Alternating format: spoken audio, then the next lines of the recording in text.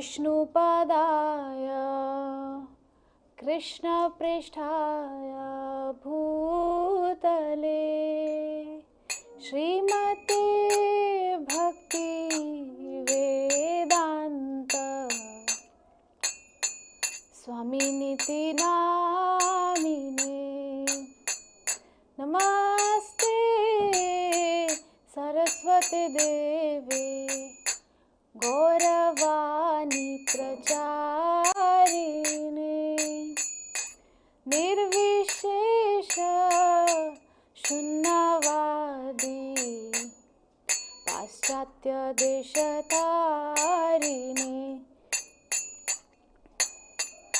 जय श्री कृष्ण चैतन्य प्रभु नित्यानंद श्री अद्वैत गदाधर शिवासादि गौर भक्तवृंद हरे कृष्ण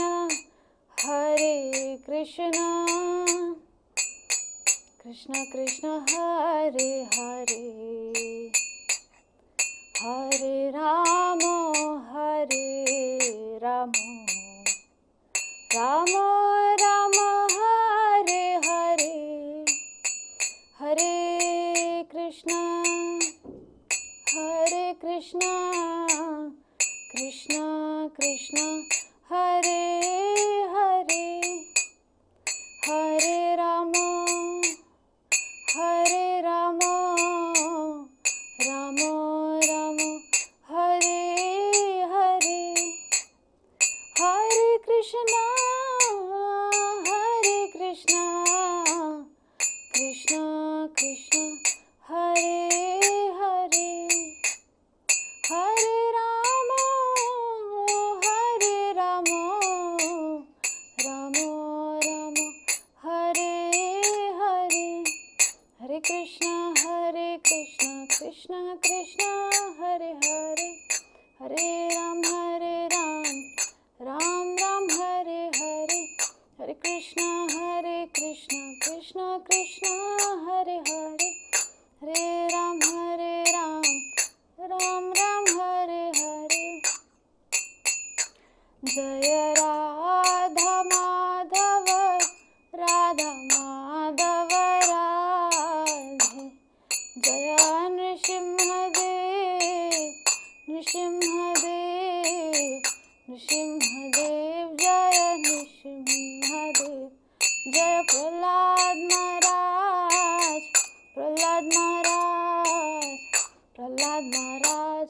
जय प्रहलाद महाराज जय पंचतत्व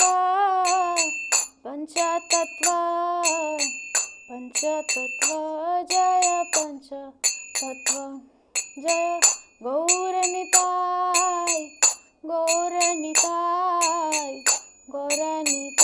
जय गौरनिताय जय जगन्नाथ बलदेव जय सुभद्रा जय जय प्रभुपाद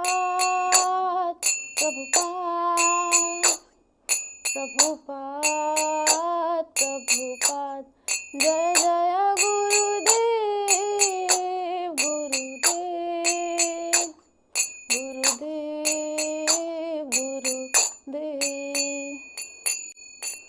जय ओम विष्णुपाद परमहंस परिव्राजकाचार्य अष्टोत्तर श्रीमद श्री कृष्ण कृपामूर्ति अभय चरण अरविंद भक्ति वेदांत स्वामी जगत गुरु श्रील प्रभुपाद की जय। इस्कॉन बीबीटी संस्थापक आचार्य जगत गुरु श्रील प्रभुपाद की जय। जय विष्णुपाद परमहंस परिव्राजकाचार्य अष्टोत्तर श्रीमद श्री कृष्ण कृपामूर्ति भक्ति सिद्धांत सरस्वती गोस्वामी महाराज श्रील प्रभुपाद की जय। श्रील गौर किशोर दास बाबा जी महाराज की जय। सच्चिदानंद श्रील भक्ति विनोद ठाकुर की जय। वैष्णव सार्वभौम श्रील जगन्नाथ दास बाबा जी महाराज की जय। जय रूप सनातन भट्ट रघुनाथ श्री जीव गोपाल भट्टदास रघुनाथ षड गोस्वामी प्रभुगान की जय। नामाचार्य श्री हरदास ठाकुर की जय। प्रेम से कहो श्री कृष्ण चैतन्य प्रभु नित्यानंद श्री अद्वैत गदाधर शिवासदि गौर भक्त वृंद की जय। श्री राधा कृष्ण गोप गोपीनाथ श्याम कुंड राधा कुंड गिरि गोवर्धन की जय। वृंदावन मथुरा धाम की जय, जगन्नाथपुरी धाम की जय, जगन्नाथ बलदेव सुभद्रा महारानी सुदर्शन की जय, मायापुर नवद्वीप धाम की जय, गंगा माई जमुना माई की जय, भक्ति देवी तुलसी महारानी की जय, अनंत कोटि वैष्णव वृंद की जय, समवेत गौर भक्त वृंद की जय, निताई गौर सीतानाथ प्रेमानंदे हरि हरि बोल। All glories to assembled devotees, Hare Krishna. All glories to assembled devotees, Hare Krishna. All glories to assembled devotees, Hare Krishna. All glories to Shri Guru and Gauranga. All glories to Srila Prabhupada की जय। वांछा कल्पतरुभ्यश्च कृपा सिंधुभ्येव च पतितानां पावनेभ्यो वैष्णवेभ्यो नमो नमः। हरे कृष्णा। तो स्वागत है आप सभी का हमारे आज के इस सत्र में, इस्कॉन मायापुर टेलीविज़न हिंदी के इस प्रसारण में।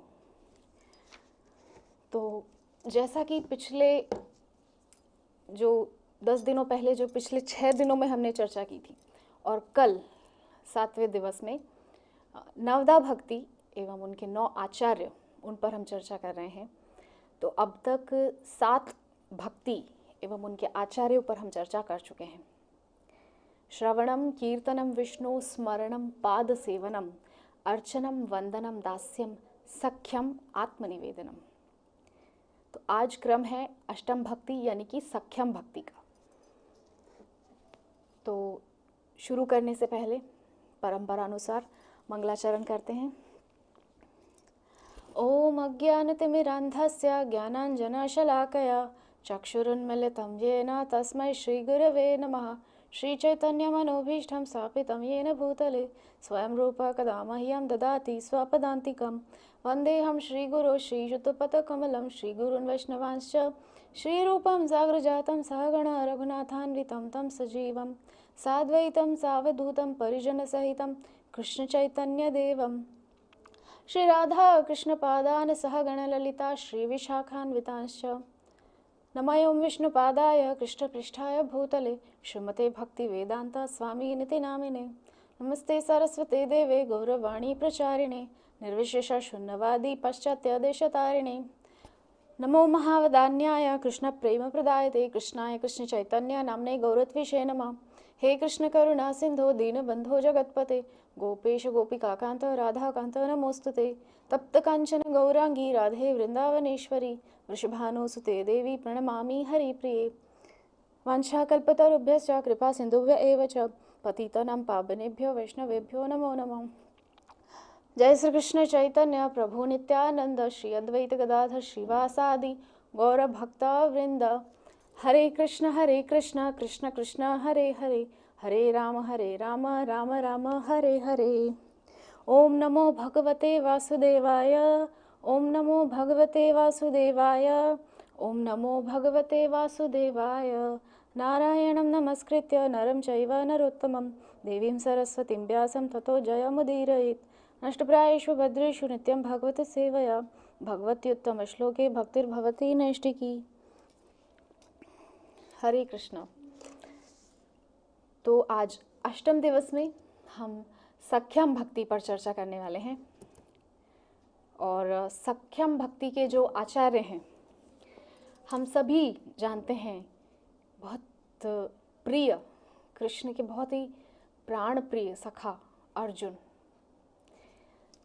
आज अर्जुन जी महाराज के चरित्र पर कुछ बिंदुओं पर हम चर्चा करेंगे, कैसे सख्य भक्ति के वे आचार्य बने।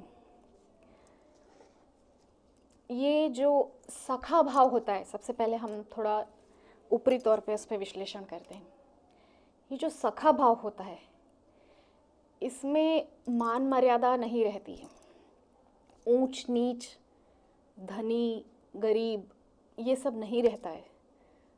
सखा भाव अपने आप में सबसे ऊंचा भाव है।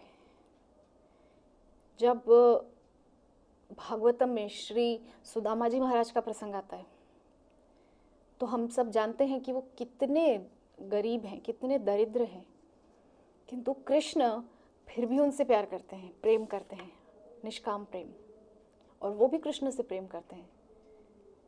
तो मित्रता, सखा भाव में ऊंच नीच का भाव होता ही नहीं है। जात पात इस सब से सर्वथा ऊपर होता है ये सखा भक्ति। तो ऐसे ही अर्जुन जी महाराज कृष्ण के सखा हैं, रिश्तेदार भी हैं, दोनों एक दूसरे के भाई हैं। कृष्ण की बुआ के पुत्र अर्जुन हैं और अर्जुन के मामा के सुपुत्र कृष्ण हैं। तो इस प्रकार से मामा बुआ के दोनों बेटे हैं और दोनों भाई हैं आपस में। तो भाई हैं, सखा हैं, इतने उन दोनों के बीच में रिश्ते हैं। कृष्ण की बहन अर्जुन से ब्याही गई है, तो बहुत सारे रिश्ते कृष्ण और अर्जुन के बीच में हैं। और असल में जो हम तात्विक रूप से देखें, तत्व की दृष्टि से देखें, तो कृष्ण है नारायण और अर्जुन है नर। प्रत्येक मनुष्य का प्रतिनिधित्व कर रहा है अर्जुन उस कुरुक्षेत्र के युद्ध में। हम सब अर्जुन हैं और हम सबको शिक्षा कृष्ण दे रहे हैं, अर्जुन को उद्देश्य करके। अर्जुन केंद्र में है, किंतु हम सबको बता रहे हैं। अर्जुन को निमित्त बनाया है भगवान ने गीता का ज्ञान देने के लिए, क्योंकि ऐसे किसी साधारण मनुष्य को बिठा करके तो गीता का ज्ञान नहीं दिया जा सकता था। हाँ, अर्जुन जैसे किसी निष्काम भक्त को ही ये ज्ञान मिल सकता था। इसीलिए भगवान ने अर्जुन को केंद्र में रख करके, अर्जुन को निमित्त बना करके जो है गीता का ज्ञान जन जन तक पहुंचाया है। तो आज उन्हीं अर्जुन महाराज के चरित्र पर हम चर्चा करेंगे। ज़्यादा कुछ तो उनके विषय में नहीं है, किंतु जो भी है समुचित है, क्योंकि एक ऐसे भक्त अर्जुन हैं कि उन्हें एक क्षण भी कृष्ण के बिना अच्छा नहीं लगता है। इसका उदाहरण हम श्रीमद् भागवतम के प्रथम स्कंध में देखते हैं कि जब द्वारिका कृष्ण जाते हैं, मतलब परीक्षित का जन्म होने के बाद जब कृष्ण मिलने आते हैं, तो क्योंकि सुभद्रा का पौत्र है और सुभद्रा कृष्ण की बहन है, तो सुभद्रा दादी बनी है उनकी बहन, तो मिलने के लिए उस पौत्र से कृष्ण आए हैं द्वारिका से। तो यहाँ सबसे मिलाकर इस प्रकार से जब कृष्ण जाने लगे, तो युधिष्ठिर जी महाराज साथ में अर्जुन को भेजे।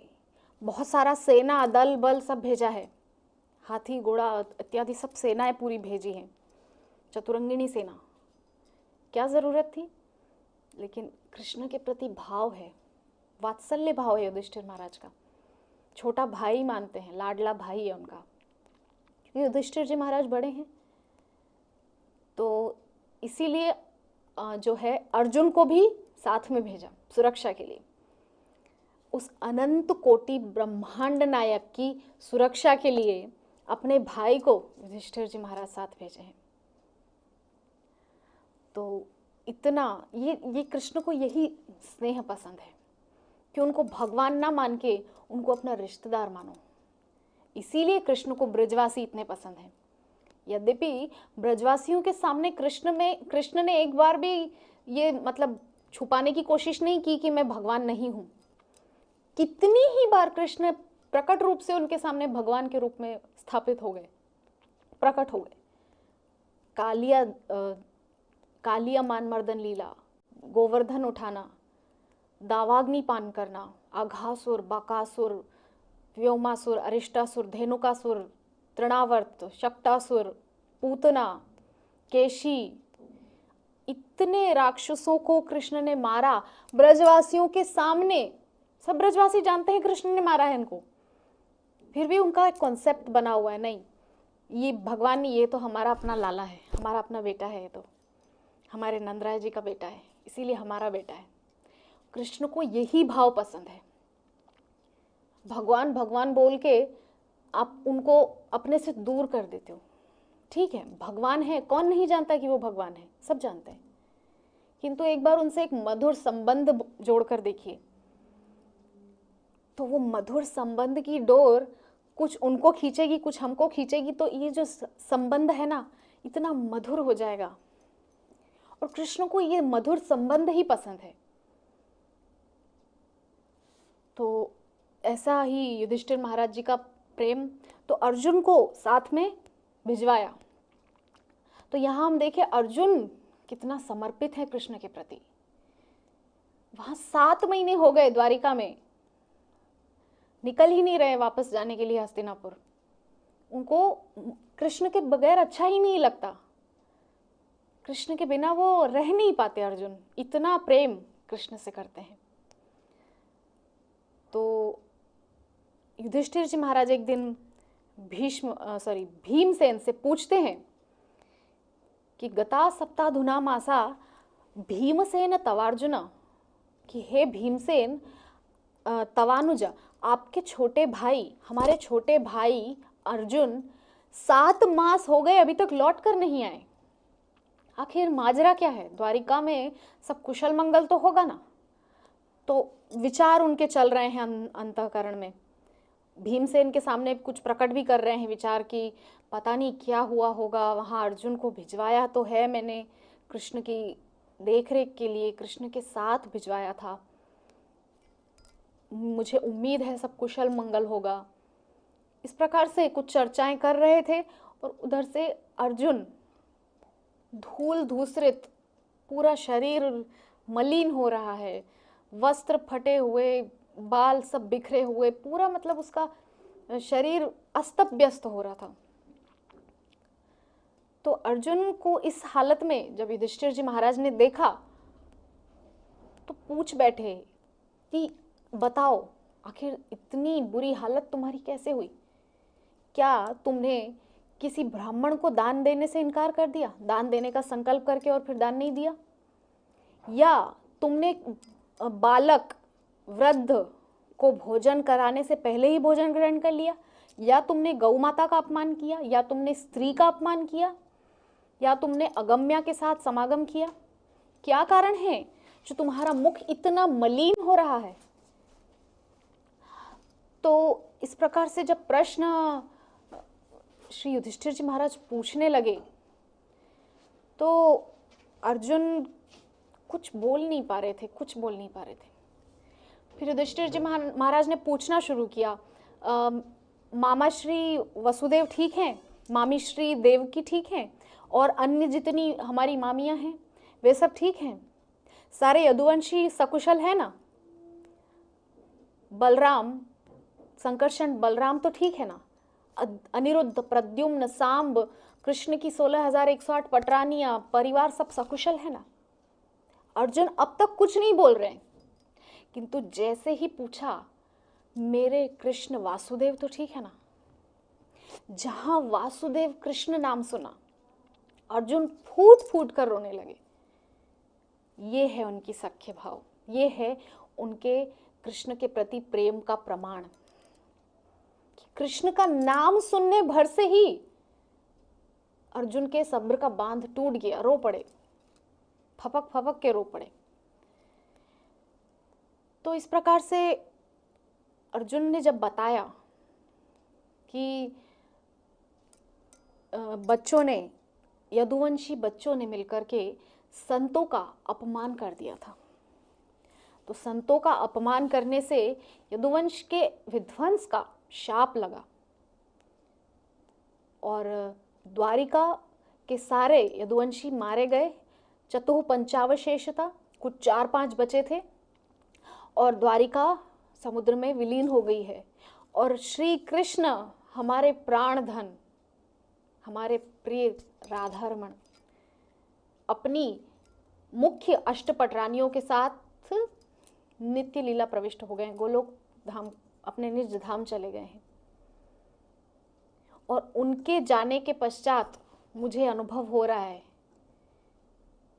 कि जो शक्ति का प्रदर्शन मैंने कुरुक्षेत्र में किया था वो असल में मेरी शक्ति नहीं थी, वो कृष्ण की शक्ति थी। क्योंकि कृष्ण जैसे ही मुझसे अलग हुए, इस धराधाम को छोड़ करके कृष्ण जैसे ही गए, मेरी शक्ति शून्य हो गई। मैं युद्ध नहीं कर पा रहा था, कुछ ही भीलों से मैं हार गया, कुछ सामान्य से भीलों से मैं हार गया। और भगवान की 16,100 रानियों को भील, जो कि कृष्ण ही बनकर आए थे, काबा जाति के भील बनकर आए थे, तो अपनी ही रानियों को अर्जुन से छुड़वा लिया। तो जो यहाँ हमको समझना है वो ये है कि अर्जुन का कृष्ण के प्रति भाव, सख्य भाव कितना उच्च श्रेणी का है। वे निरंतर कृष्ण को अपने सन्निकट चाहते हैं, सदैव अपने साथ चाहते हैं।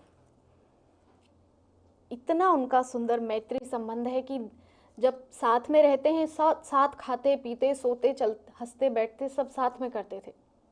अभी वर्णन आएगा कि कैसे श्रीमद् भगवद गीता में जब कृष्ण गीता सुना रहे हैं तो अर्जुन को जब भगवान ने विराट रूप दिखाया तो अर्जुन को कितना पश्चाताप हो रहा है कि मैंने भगवान के साथ सखा भाव में पता नहीं क्या क्या मैंने किया, कभी अपशब्द कह दिए, कभी कुछ कभी कुछ।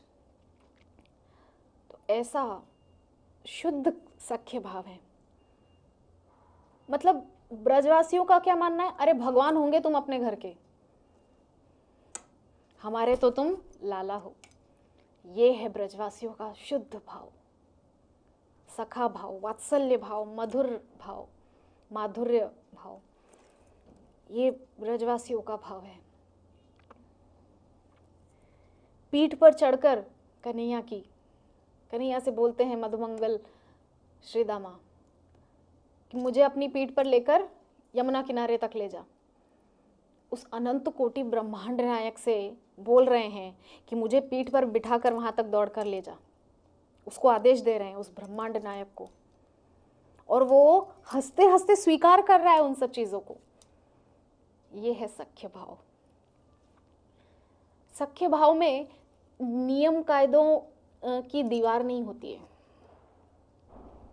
ये जो लाज का एक पर्दा होता है ना कि नहीं भगवान है, इनको सम्मान देना है, इनके साथ हम ऐसे तू करके नहीं बोल सकते, थोड़ा आप करके ऐसे बोलना पड़ता है।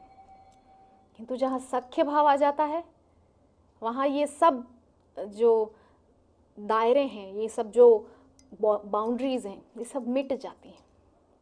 सख्य भाव इतना उच्च कोटि का भाव है। आज उसी सख्य भाव पर हम चर्चा करेंगे। तो प्रसंग आता है कि भगवान जब भगवद गीता का उपदेश कर रहे थे तो अर्जुन खड़े हैं भगवान के सामने, मतलब रथ के ऊपर खड़े हैं अर्जुन, और कृष्ण बैठे हैं नीचे लगाम पकड़ के, घोड़ों की रास पकड़ के। और इस प्रकार से कृष्ण प्रयास कर रहे हैं, अर्जुन के मोह को दूर करने का प्रयास कर रहे हैं कि उसको मोह हो गया है कि अरे ये तो मेरे स्वजन हैं, यदि इनको मैं मारूंगा तो मुझे तो नर्क भोगना पड़ेगा, मुझे ये सारा साम्राज्य नहीं चाहिए, इंद्रप्रस्थ हस्तिनापुर ये सब मुझे नहीं चाहिए, किंतु मैं अपने स्वजनों को मार के क्या कर लूँगा, क्या मुझे मिल जाएगा। तो इस प्रकार की दुर्बलता अर्जुन के अंदर आ गई, मोह के वशीभूत हो गया। तो भगवान और अर्जुन एक दूसरे के सामने हैं। 10 अध्याय हो चुके थे और भगवान निरंतर अर्जुन के मोह को विनष्ट करने का प्रयास कर रहे हैं। तो महाभारत युद्ध प्रारंभ होने से पहले अर्जुन ने भगवान को एक आदेश दिया। क्या आदेश दिया? भगवद गीता के प्रथम अध्याय का 21वां और 22वां श्लोक कि सेनयोर उभयोर मध्ये रथम स्थापयमेक्षुतः यावदेतान्निरीक्षेऽहं योद्धु कामान् अवस्थितान् कैर्मया सह योद्धव्यम अस्मिन् रणसमुद्यमे। अर्जुन बोल रहे हैं कृष्ण से, अभी तक सब ठीक है क्योंकि अभी युद्ध शुरू नहीं हुआ है, अभी आए ही हैं रणभूमि में। तो रणभूमि में आते ही अर्जुन ने आदेश दिया कि सैन्योर उभयोर मध्ये रथम स्थापयमीक्षित, कि उभय सेना के मध्य में रथम स्थापयमीक्षित, हे अच्युत मेरे रथ को ले जाकर के स्थापित करो, खड़ा करो उभय सेना के मध्य में। मैं देखना चाहता हूं कि यावदेता निरीक्षे हम योद्धु कामान अवस्थितम, मैं निरीक्षण करना चाहता हूं कि युद्ध की कामना से कौन कौन उपस्थित हुए हैं। मतलब दोनों सेनाओं का निरीक्षण अर्जुन करना चाहते हैं, स्वयं की पांडु सेना का और कौरव सेना का, दोनों दलों का निरीक्षण अर्जुन करना चाहते हैं। योद्धु कामान अवस्थितम, युद्ध की कामना से वहां कौन कौन उपस्थित हुआ है। हे कृष्ण, हे अच्युत, मैं उन सबको देखना चाहता हूं, मैं निरीक्षण करना चाहता हूं। आगे कह रहे हैं कैर्मया सह योद्धव्यम अस्मिन् रण समुद्य में, मुझे किस किस के साथ युद्ध करना है मैं जरा देख तो लूं। कैर्मया सह योद्धव्यम, सह किसके साथ मुझे युद्ध करना है। अस्मिन् रण समुद्य में, इस रणभूमि में उद्यम करने के लिए जो जो आए हैं और जिनके साथ मुझे युद्ध करना है, मैं एक बार उनका निरीक्षण कर लूं। तो इस प्रकार से कृष्ण को आदेश देते हुए अर्जुन ऐसा बोल रहे हैं।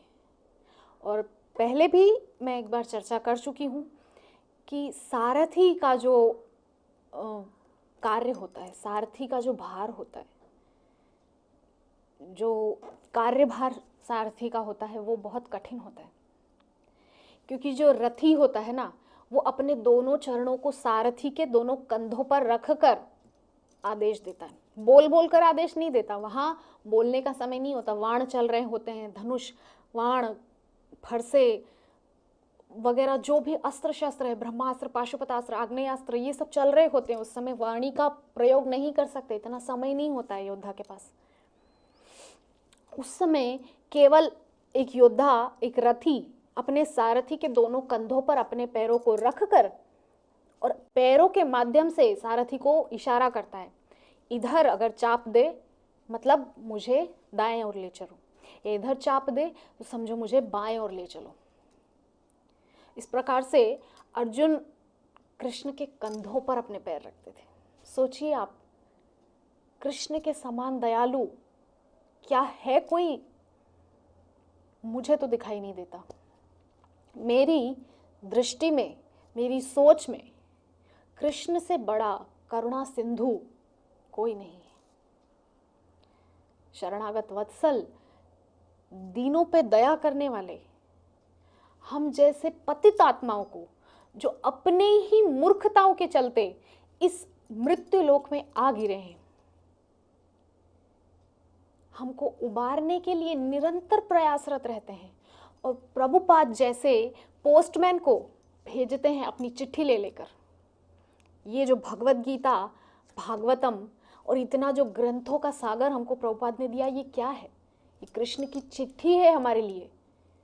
कृष्ण ने चिट्ठी लेकर भेजा था प्रभुपाद को, ये तुम जाकर के मेरे उन मूर्ख बच्चों को दो जो मुझे भूल गए हैं जाकर के।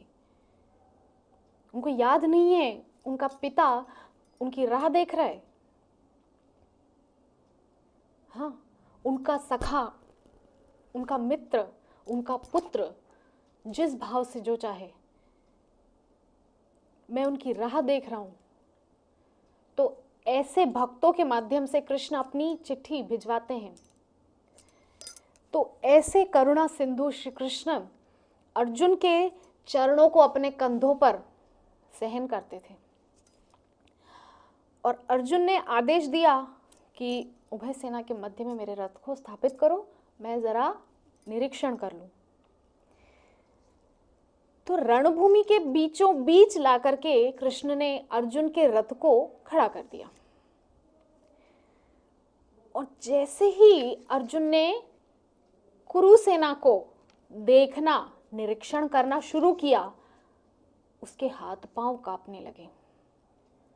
उसका जो धनुष था, गांडीव, वो हाथ से सरका जा रहा था, छूट रहा था। उसके अंग अंग ढीले पड़ रहे थे। उसका मस्तिष्क काम करना बंद कर दिया था। इस प्रकार से अर्जुन की गतिविधियां बहुत विचलित करने वाली थी, बहुत विचलित हो रहा था वो। मोह के बंधन अर्जुन को जकड़ने लगे थे और इस प्रकार अपने रिश्तेदारों को देखकर अर्जुन पसीने पसीने हो गया। स्वेद बिंदु उसके मुख से नीचे गिरने लगे, पूरा शरीर पसीना पसीना होने लगा। तब भगवान ने उससे पूछा कि हे पार्थ, क्या हुआ है? मैंने तुम्हारे ही कहने पर इस रथ को उभय सेना के मध्य में लाकर खड़ा कर दिया है, किंतु ये तुम्हें क्या हो रहा है? ये तुम्हारी हालत ऐसी कैसे हो गई? तुम पसीना पसीना हो रहे हो, तुम्हारे शरीर के अंग ढीले पड़ रहे हैं, कुछ समझ नहीं आ रहा क्या है ये सब? इतना घबरा क्यों रहे हो? तब अर्जुन धनुष बाण को नीचे रखकर भगवान के सामने हाथ जोड़कर खड़ा हो गया और बोला, मैं युद्ध नहीं कर सकता। 2 टूक बोल दिया बस। उधर कौरव सेना, इधर पांडु सेना तैयार खड़े हैं अपने रथों पर, सुसज्जित रथों पर। धनुष बाण बिल्कुल तैयार हैं कि अभी घोषणा हो, अभी शंखनाद हो और हम युद्ध प्रारंभ करें। और अब अर्जुन बोल रहा है, ये मैं युद्ध नहीं कर सकता। कृष्ण मुस्कुरा पड़े कि ये तुम क्या कह रहे हो अर्जुन? इस समय तुम ऐसी बात कर रहे हो जब दोनों सेनाएं बिल्कुल तलवार की नोक पर खड़ी हैं कि तुरंत युद्ध प्रारंभ हो, और तुम इस समय ये दुर्बलता भरी बातें कर रहे हो? क्या क्या हुआ है तुम्हें? तो इस प्रकार से कृष्ण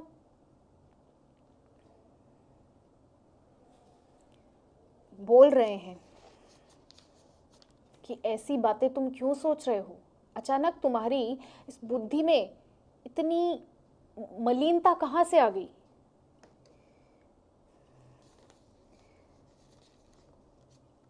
तो भगवान ने उसके मोह को दूर करने के लिए क्या किया? गीता सुनाना प्रारंभ किया। श्रीमद् भगवद गीता जो आज पूरी दुनिया के कोने कोने में लोग बिजनेस मैनेजमेंट, टाइम मैनेजमेंट सबके लिए भगवद गीता का अध्ययन करते हैं। बड़ी बड़ी यूनिवर्सिटीज़ में भगवद गीता पर स्टडी चलती है, रिसर्च हो रही है।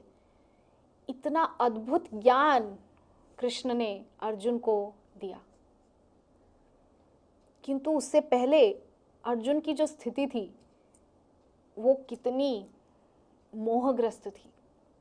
उस मोहग्रस्त परिस्थिति से उसको बाहर निकालने के लिए ही अर्जुन को गीता का कृष्ण ने सुनाया, गीता का पाठ सुनाया, गीता अपने मुखारविंद से निसृत उस अमृत का पान कराया। क्योंकि गीता किसी कवि ने लिखी थोड़ी थी, गीता तो भगवान के मुख से निसृत हुई है। एक एक शब्द गीता का साक्षात कृष्ण है, वांगमय स्वरूप। तो जब 10 अध्याय पूर्ण हो गए तो भगवान बोले कि अर्जुन, अब तुम्हें कैसा लग रहा है? क्या अब तुम्हारा मोह नष्ट हो गया है? तो अर्जुन बोला कि हाँ, मेरा मोह चला गया है। ध्यान दें यहाँ पर शब्दों पर कि मेरा मोह चला गया है। अर्जुन कहना चाह रहे हैं कि मेरा मोह अभी चला गया है, अभी। तो भगवान बोले कि अभी मोह गया है, नष्ट नहीं हुआ है, और गई हुई चीज वापस आ सकती है। शब्दों का बहुत ध्यान देना यहाँ पर कि भगवान कह रहे हैं कि यद्यपि तुम्हारा मोह चला गया है किंतु नष्ट नहीं हुआ है, और गई हुई चीज तो पुनः वापस आ सकती है, फिर तुम्हें मोह जकड़ लेगा। उस समय तुरंत भगवान ने विराट रूप धारण कर लिया और उस विराट रूप को देख करके अर्जुन थर थर थर थर कांपने लगा।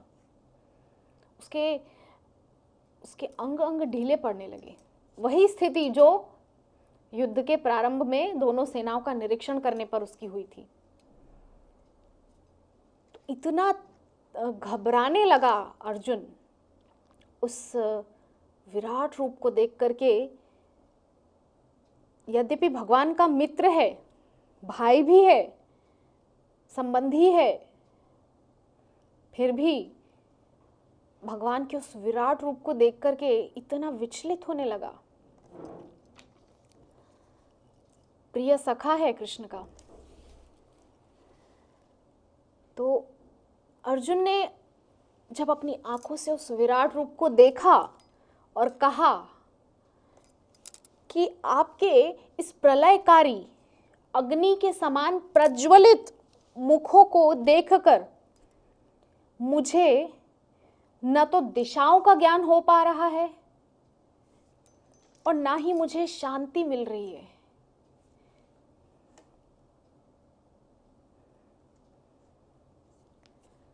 इस प्रकार मेरी स्थिति बहुत विचित्र हो गई है, क्योंकि आपके मुख से जो इतनी अग्नि निकल रही है, इतना तेज, इतना प्रकाश निकल रहा है, क्योंकि भगवान ने विराट रूप दिखाया, अनेकों मुख, और अनेकों मुख से अग्नि प्रज्वलित हो रही है, अग्नि निकल रही है, और अनेकों मुख इस प्रकार से खुले हुए हैं जैसे काल के मुख में जा जा के सब समा रहे हो। काल ही है साक्षात भगवान। गीता में भगवान कह रहे हैं कि मैं ही काल हूं। तो इस प्रकार से अर्जुन देख रहा है कि कौरव सेना जा जा के उनके मुख में समा रही है और उनकी दाढ़ों के बीच में दब दब कर वो सब कौरव मर जा रहे हैं। इस प्रकार से उस भयंकर दृश्य को अर्जुन ने जब देखा तो बहुत विस्मय उनको हुआ।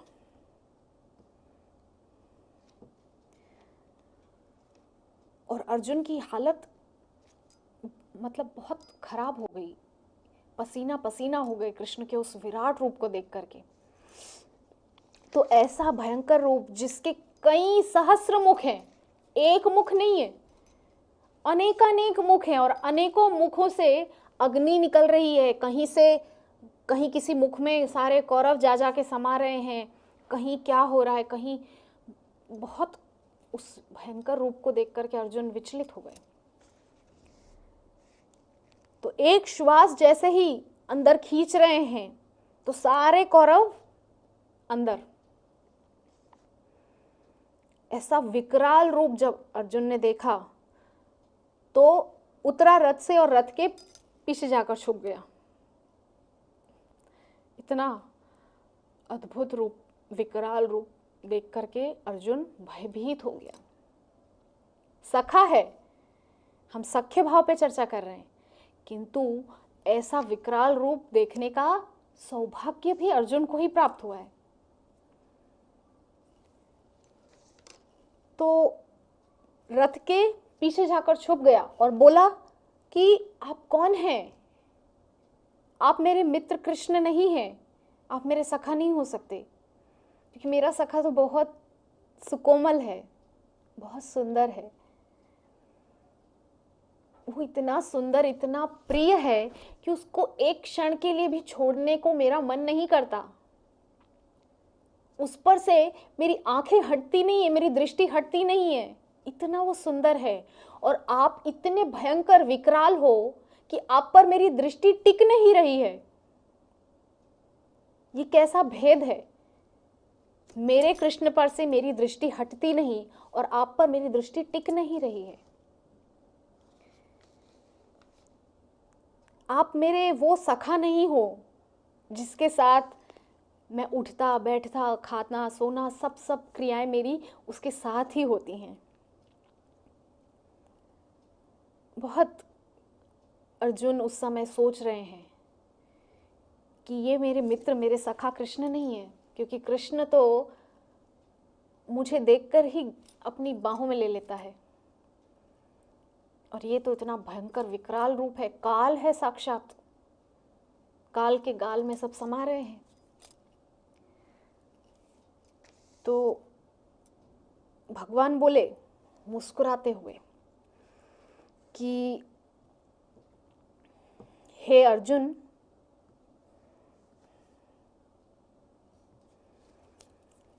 श्री भगवान उवाच, भगवद गीता का 11 अध्याय और 32वां श्लोक, कि कालोस्मि लोक क्षय कृत प्रवृद्धो लोकान समाहर्तुमिह प्रवृत्तः ऋतेपि त्वां न भविष्यन्ति सर्वे येव स्थिता प्रत्यनीकेषु योधाः। भगवान बोल रहे हैं अर्जुन से, कालोस्मि, मैं काल हूं, मेरे द्वारा ही यह सब कुछ विध्वंस होता है, सृष्टि का जो प्रलय होता है उसका कारण मैं हूं। इस प्रकार से भगवान अपने आप को काल बताते हुए अर्जुन से संवाद कर रहे हैं। क्या बोल रहे हैं भगवान? कि मैं काल हूं, मैं किसी को नहीं छोड़ता, और मैं काल रूप में आया हूं, मैं ही ईश्वर हूं, मैं ही परमात्मा हूं, मैं ही सृष्टि को बनाता हूं एवं विध्वंस भी कर देता हूं। जैसे छोटे बच्चे नहीं, मिट्टी का घर बनाया, फिर तोड़ दिया, फिर बनाया, इस प्रकार से भगवान के लिए खेल है सृष्टि बनाना, विध्वंस कर देना। किंतु इस सृष्टि के अंदर हम इतना ज़्यादा इन्वॉल्व हो जाते हैं कि हमें लगता है ये तो सच में मेरा पति है, ये तो सच में मेरी पत्नी है, ये कैसे हम एक दूसरे के बिना नहीं रह सकते, ये तो मेरा पुत्र है, पुत्र के बिना मैं नहीं रह सकती। इतना हम घुस जाते हैं रिश्तों के अंदर, हम भूल जाते हैं कि ये तो भगवान की क्रीड़ा स्थली है। कल चर्चा करेंगे इस पर हम बलि महाराज के चरित्र में, किस प्रकार से बलि महाराज की पत्नी भगवान को बोल रही है कि ये तो आपकी क्रीड़ा स्थली है, इट इज योर प्लेग्राउंड, ये तो आपका खेल का मैदान है, आप बनाते हो, बिगाड़ते हो, तोड़ देते हो, ये सब आपकी इच्छा से होता है।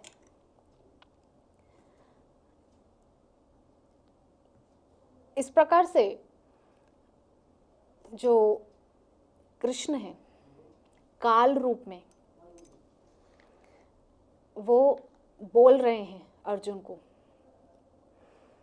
और मैं ही सृष्टि का रचयिता, पालक, संहार करता, तीनों मैं ही हूं, मैं ही बनाता हूं, पालन करता हूं, और जब विध्वंस का समय आता है तो विध्वंस कर देता हूं।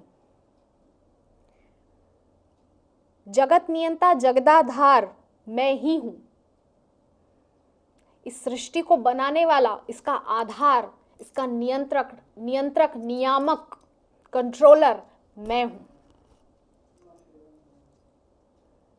अर्जुन बोला है, आश्चर्य से बोल रहा है अर्जुन, भौहें ऊंची करके एकदम डरते हुए आश्चर्य से, आप भगवान हैं?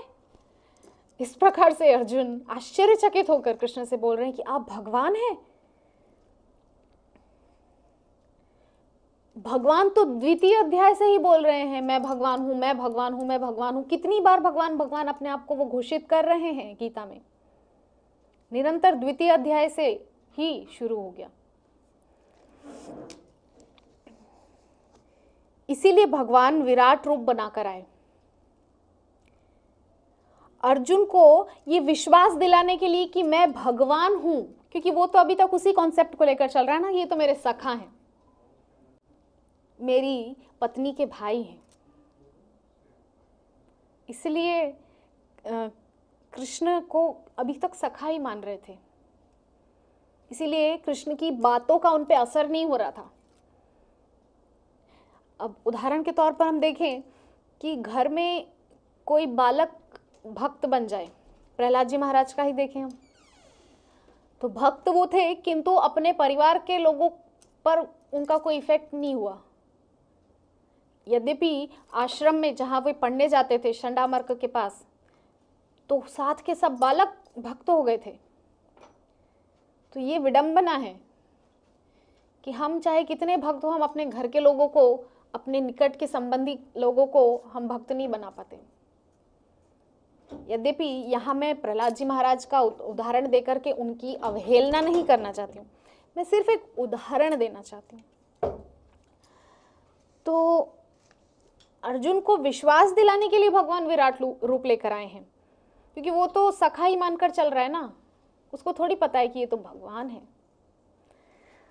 और जब विराट रूप को अर्जुन ने देखा तो क्षमा याचना करने लगा हाथ जोड़ करके, और जिन जिन बातों के लिए उसको मन में लग रहा था कि ये मैंने अच्छा नहीं किया था, मैंने तो एक दिन ऐसा भी किया था कृष्ण के साथ, मैंने तो एक दिन अपमानित कर दिया था सबके बीच में, तो इन सब बातों के लिए अर्जुन क्या कर रहे हैं, हाथ जोड़कर क्षमा मांग रहे हैं वहां पर गीता में उस समय। तो इसका मतलब कृष्ण चाहते हैं कि मेरा भक्त जो है वो सखा भाव में स्थित रहे, वो भगवान मान के मुझसे डरेगा तो वो जो प्रेम का, जो मधुरता का संबंध है हमारे बीच में, वो नहीं रहेगा। हाँ, तो भगवान ये बताना चाह रहे हैं यहाँ पर इस लीला के द्वारा कि यद्यपि मन में इस बात को हमें ध्यान रखना चाहिए कि वो भगवान है। किस लिए ध्यान रखना चाहिए? ताकि हम काम, क्रोध, लोभ, मोह, अहंकार इनमें ना फंसें। भगवान तत्व को किस लिए ध्यान रखना है? क्योंकि हम कुमार्ग पे न जाएं। और संबंध इसलिए जोड़ना है क्योंकि हमारा उनसे जो है अटैचमेंट हो जाए, संसार से हम डिटैच होते जाएं और उनसे अटैच होते जाएं। तो दोनों बातों का ध्यान हमको रखना है। भगवान तो मानना है, साथ में संबंध जोड़ लेना है, क्योंकि जब तक भगवान नहीं मानेंगे तो उद्धार नहीं हो पाएगा। क्योंकि हम ब्रजवासियों की तरह निष्काम प्रेमी नहीं है, हम अर्जुन की तरह निष्काम भाव नहीं रखते, गोपियों की तरह हमारा निष्काम प्रेम नहीं है, हम सकाम कर्मी हैं। हमारे अंदर कहीं ना कहीं कोने में, कहीं ना कहीं कोई ना कोई जो है कामना, वासना तो रहती ही है। तो इसीलिए हमें ये कॉन्सेप्ट, ये चीज अपने चित्त में, अपने माइंड में, अपने ध्यान में हमेशा रखनी है कि वो भगवान तो हैं। अनंत कोटि ब्रह्मांड नायक श्री कृष्ण परम पुरुषोत्तम भगवान श्री कृष्ण है। साथ ही साथ एक माधुर्यपूर्ण रिश्ता उनसे जोड़ लेना है, जिससे हमारा चित्त उनके चरणों की ओर बढ़ता जाएगा और संसार से हटता जाएगा। तो रिश्ता जोड़ना इसीलिए जरूरी है क्योंकि केवल आप भगवान मान के संसार से दूर नहीं हो पाओगे, संसार से आपका अटैचमेंट बना रहेगा। लेकिन आप उनसे रिश्ता जोड़ लोगे तो आपको संसार से डिटैच्ड होने में बहुत सहायता मिलेगी और उनसे अटैचमेंट होने में। तो इस प्रकार से अर्जुन बार बार क्षमा मांग रहा है कि हे भगवान मुझे क्षमा कर दो। किन बातों के लिए क्षमा मांग रहा है? वे सभी बातों के लिए अर्जुन क्षमा मांग रहे हैं जो वो अनजाने में कृष्ण के साथ करते रहे, क्योंकि पहले तो जानते नहीं थे कि ये भगवान है। पहले तो केवल सखा भाव से बहुत कैजुअली, बहुत आराम से रहते थे उनके साथ में। उनके कंधों पर ऐसे हाथ रख दिया, कुछ अपशब्द बोल दिया, अरे तुम तो ग्वाला हो, बड़े बेकार हो, तुम तो ग्वाला ऐसे ही हो। इस प्रकार से ये होता है सख्य भाव, नो बाउंड्रीज। इतना अद्भुत सख्य भाव है, मुझे खुद रोमांच हो रहा है कि सख्य भाव कितना अद्भुत है, कि भगवान और भक्त के बीच का जो एक, जो कुंती माता बोलती हैं, जब भगवान जा रहे होते हैं और कुंती माता रथ से उनको रोक करके उनसे बात करती है, तो माया जबनिका छन्ना, कि हे भगवान आपके और हमारे बीच में ये जो माया का पर्दा है ना, जबनिका मतलब पर्दा, इसको छन्ना, इसको तोड़ दो, माया जबनिका छन्ना। तो कैसे टूटेगा? संबंध जब तक नहीं जुड़ेगा भगवान से तो ये माया का पर्दा तो टूटने वाला ही नहीं है, क्योंकि आप उनको भगवान मानोगे तो माया तो फिर भी प्रबल रहेगी। लेकिन जब आप उनके साथ कोई रिश्ता जोड़ लोगे, कोई संबंध स्थापित कर लोगे, तो माया भी सोचेगी कि ये तो मेरे भगवान के, मेरे प्रभु के संबंधी हैं, इनसे मुझे दूर ही रहना चाहिए। जिस प्रकार से कल हनुमान जी के विषय में हम चर्चा कर रहे थे, हनुमान जी ने उनको अपना स्वामी स्वीकार कर लिया है, क्योंकि राम जी ने उनको अपना दास स्वीकार कर लिया है। तो ये एक दूसरे को स्वीकार करने का जो भाव है ना, यही है माया जवनी का छन्ना। बस स्वीकार करना भर है हमको भी कि राधा रमण मेरा छोटा सा लल्ला है, मेरा बेटा है। हाँ, वो भाव वो स्वीकार कर लिया तो माया का पर्दा टूट जाता है। तो इसी तरह से अर्जुन क्षमा मांग रहे हैं अपनी सब पूर्व में की गई भूलों के लिए, गलतियों के लिए। तो क्या कह रहे हैं अर्जुन? 11वें भगवत गीता के 11वें अध्याय का 41वां और 42वां श्लोक कि सखेति मत्वा प्रसभम यदुक्तम हे कृष्ण हे यादव हे सखेति अजानता महिमानं तवेदं मया प्रमादात् प्रणयेन वापि यच्चा वहासार्थ मसत्कृतोसि विहारशय्यासन भोजनेषु एकोथ वाप्यच्युत तत्समक्षम तत्क्षामये त्वामहं प्रमेयम। क्या बोल रहे हैं? कान पकड़ लिए अर्जुन ने, इतना भयभीत हो गए भगवान रूप देख करके। तो यहाँ पर मुझे प्रसंग याद आ रहा है कि जब भगवान ने यशोदा मैया को मुख में अनंत कोटि ब्रह्मांडों का दर्शन कराया था, तो मैया के भी ओ ये तो भगवान है, मैं तो बेटा मान के मार भी देती हूँ, लताड़ देती हूँ, कभी कुछ बोल देती हूँ, कभी कभी क्या कर देती हूँ, कभी क्या। अब भगवान सोच रहे हैं कि अगर मैया ने मुझे भगवान मान लिया तो ये तो मुझे बैठा देगी अलमारी के अंदर, 2 चिरौंजी के दाने का भोग लगा देगी बस। किंतु अभी बेटा मानी है तो अपना दूध पिलाती है, ताज़ा ताज़ा माखन खिलाती है, गरम गरम बेझर की रोटी पे माखन लगा के खिलाती है, अपने हाथ से स्नान कराती है, अपने हाथों से श्रृंगार करती है। हाँ, ये सब मुझे कहाँ मिलेगा? भगवान इन सब भाव के भूखे हैं, उनको ये सब चाहिए।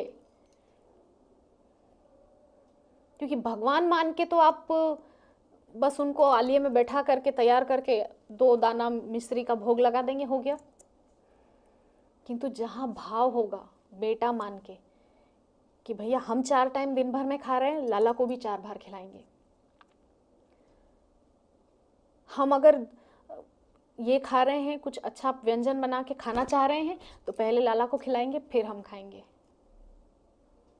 बाहर खाना नहीं खाएंगे, क्योंकि बाहर हम खाएंगे तो हमारा पेट तो भर जाएगा, किंतु घर में बैठा हुआ लाला तो भूखा रहेगा ना। इस प्रकार से जो भावमयी भक्ति है उसका यही स्वरूप है। तो अर्जुन कह रहे हैं कि सखेति मत्वा प्रसभम यदुक्तम, आपको मैंने सखा मान के क्या क्या नहीं कहा। हे कृष्ण, हे यादव, हे सखे, मैंने आपको यादव, ग्वाला, क्या क्या नहीं कह के बुलाया, अपशब्द तक कहे। और मित्रता में तो चलता है, जो 2 लोग मित्र होते हैं वो आपस में थोड़ा ऊंच नीच भाषा का भी उपयोग करते हैं, किंतु वो चलता है उन लोगों के बीच में। इसी प्रकार से अर्जुन भी कृष्ण को हे कृष्ण, हे यादव, हे सखे, इस प्रकार से अवहेलित शब्द बोल बोल के उनको पुकारते थे। कब? जब सखा भाव में पूर्ण रूपेण थे। लेकिन अब उनको पता चल रहा है अरे ये तो भगवान है, तो अब क्षमा याचना कर रहे हैं, कान पकड़ के क्षमा याचना कर रहे हैं। तब क्या बोले अर्जुन कि पहले आप अपने उसी द्वारिकाधीश रूप में लौट आइए, उसी द्विभुजी, हाथ में जिसमें एक मुरली हो, ऐसा वो सुंदर मोर मुकुट वाला सुंदर पीतांबरधारी स्वरूप मुझे पुनः आप उसी रूप में आकर दिखाइए पहले तो इस प्रकार से अर्जुन जो है कृष्ण से पुनः याचना कर रहे हैं कि मुझे आप अपना वही सौम्य स्वरूप दिखाइए। ये बहुत विकराल रूप है, इसको देख करके मुझे भय लग रहा है। तो भयाक्रांत जब अर्जुन हो गए तो उसकी उस परिस्थिति, उस हालत को देख करके कृष्ण से रहा नहीं गया और तुरंत अपने उस सौम्य स्वरूप श्री द्वारिकाधीश के रूप में आ गए। तो द्वारिकाधीश रूप में जब आ गए, पुनः अर्जुन के सामने जब द्वारिकाधीश रूप में आ गए, तो अर्जुन क्या बोल रहे हैं कि हे गोविंद, हे द्वारिकाधीश, मुझे क्षमा कर दो, हे प्रभु, हे सखे, मुझे क्षमा कर दो। भगवान बोले क्या हुआ है अर्जुन, क्या हुआ है पार्थ? बोले, क्या बोल रहे हैं? अजानता महिमानम तवेदम, अनजाने में, न जानते हुए, आपके सच्चिदानंद स्वरूप को न पहचानते हुए मैंने आपको बहुत अपमानित किया। कई बार मित्रों की सभा में मैंने आपको ग्वाला ग्वाला कहकर आपको अपमानित किया, आप शब्द भी कहे। यद्यपि मैं आपकी महिमा को नहीं जानता था, किंतु अब जब जान गया हूं तो इसीलिए आप मुझे क्षमा कर दीजिए। कई बार प्रमादवश आपको अपना मित्र जानते हुए आपके साथ मैंने बहुत दुर्व्यवहार भी किया है। कई बार क्या क्या अर्जुन ने किया, अब सारे वो भेद खुद ही खोल रहे हैं कि मैं आपके संग हंसता था, हंसी मजाक करता था, और कभी कभी वार्तालाप में आपको अपशब्द उल्टा सीधा भी बोल देता था। बातचीत चलती है मित्रों की तो बोल देते हैं आपस में। इस प्रकार से अर्जुन बहुत क्षोभ मना रहे हैं, मन में बहुत दुखी हो रहे हैं। ग्वाला कहकर मैंने आपको बहुत अपमानित किया। अर्जुन सखा है भगवान का। सखा का मतलब क्या होता है? अर्थात सह खाद्यति, जो साथ में खाए, साथ में खेले, साथ में रहे सब समय, उसे बोलते हैं सखा। तो इस प्रकार से सखा श्री अर्जुन जी महाराज हैं।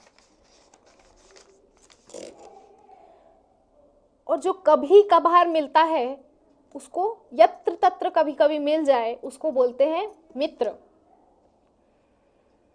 अर्जुन बोले कि मैं आपकी थाली में से उठा उठा कर खा जाता था, आपको खाने नहीं देता था, आपको बहुत तंग करता था। जब हम साथ भोजन करते थे तब मैं आपको कितना परेशान किया करता था। खेलते खेलते कभी कभी आपको मैंने कष्ट भी दिया होगा। आपको घोड़ा बनाकर आपकी पीठ पर बैठकर बहुत आनंद लिया मैंने, और आपको बहुत कष्ट दिया।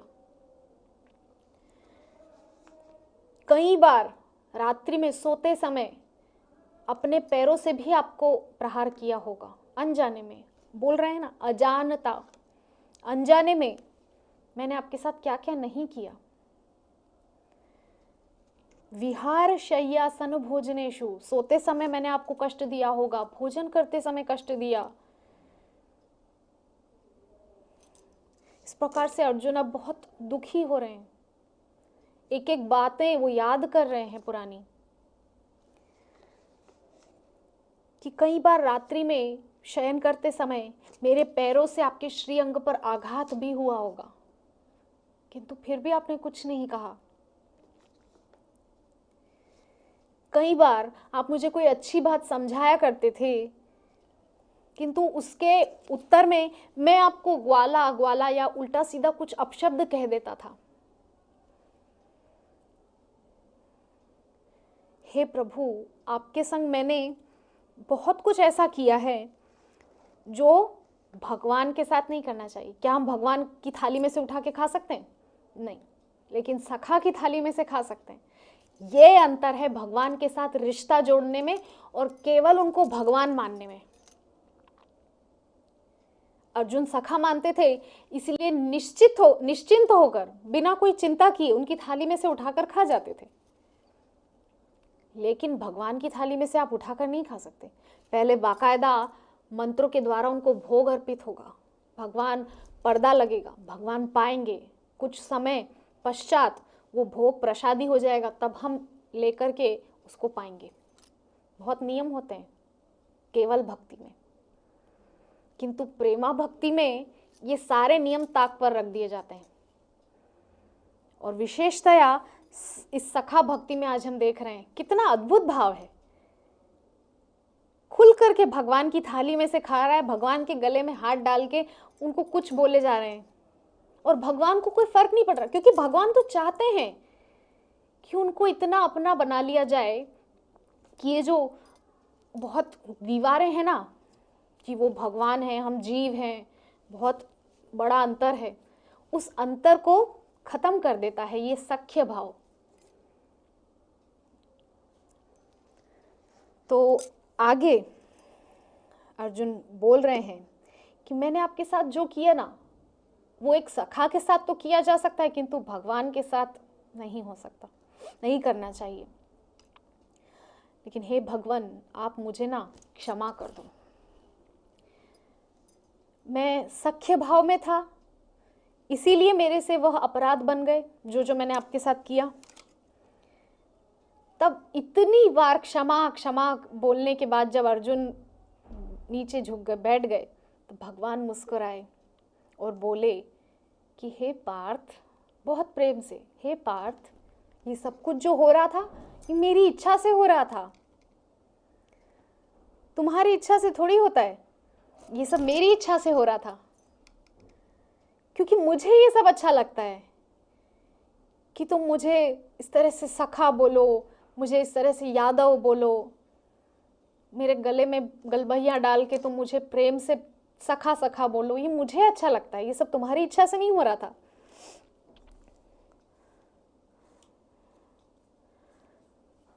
तब आगे श्री भगवान उवाच, भगवद गीता के 11वें अध्याय का 47वां श्लोक।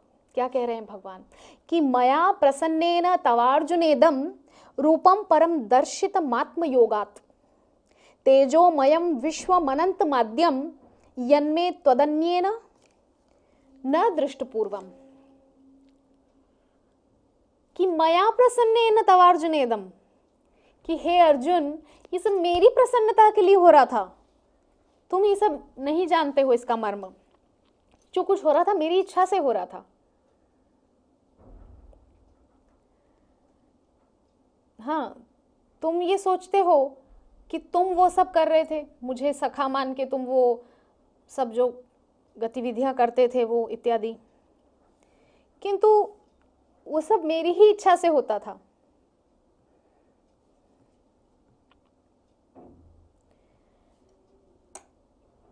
श्री भीष्म अपनी जो 11 श्लोकों की जो स्तुति है,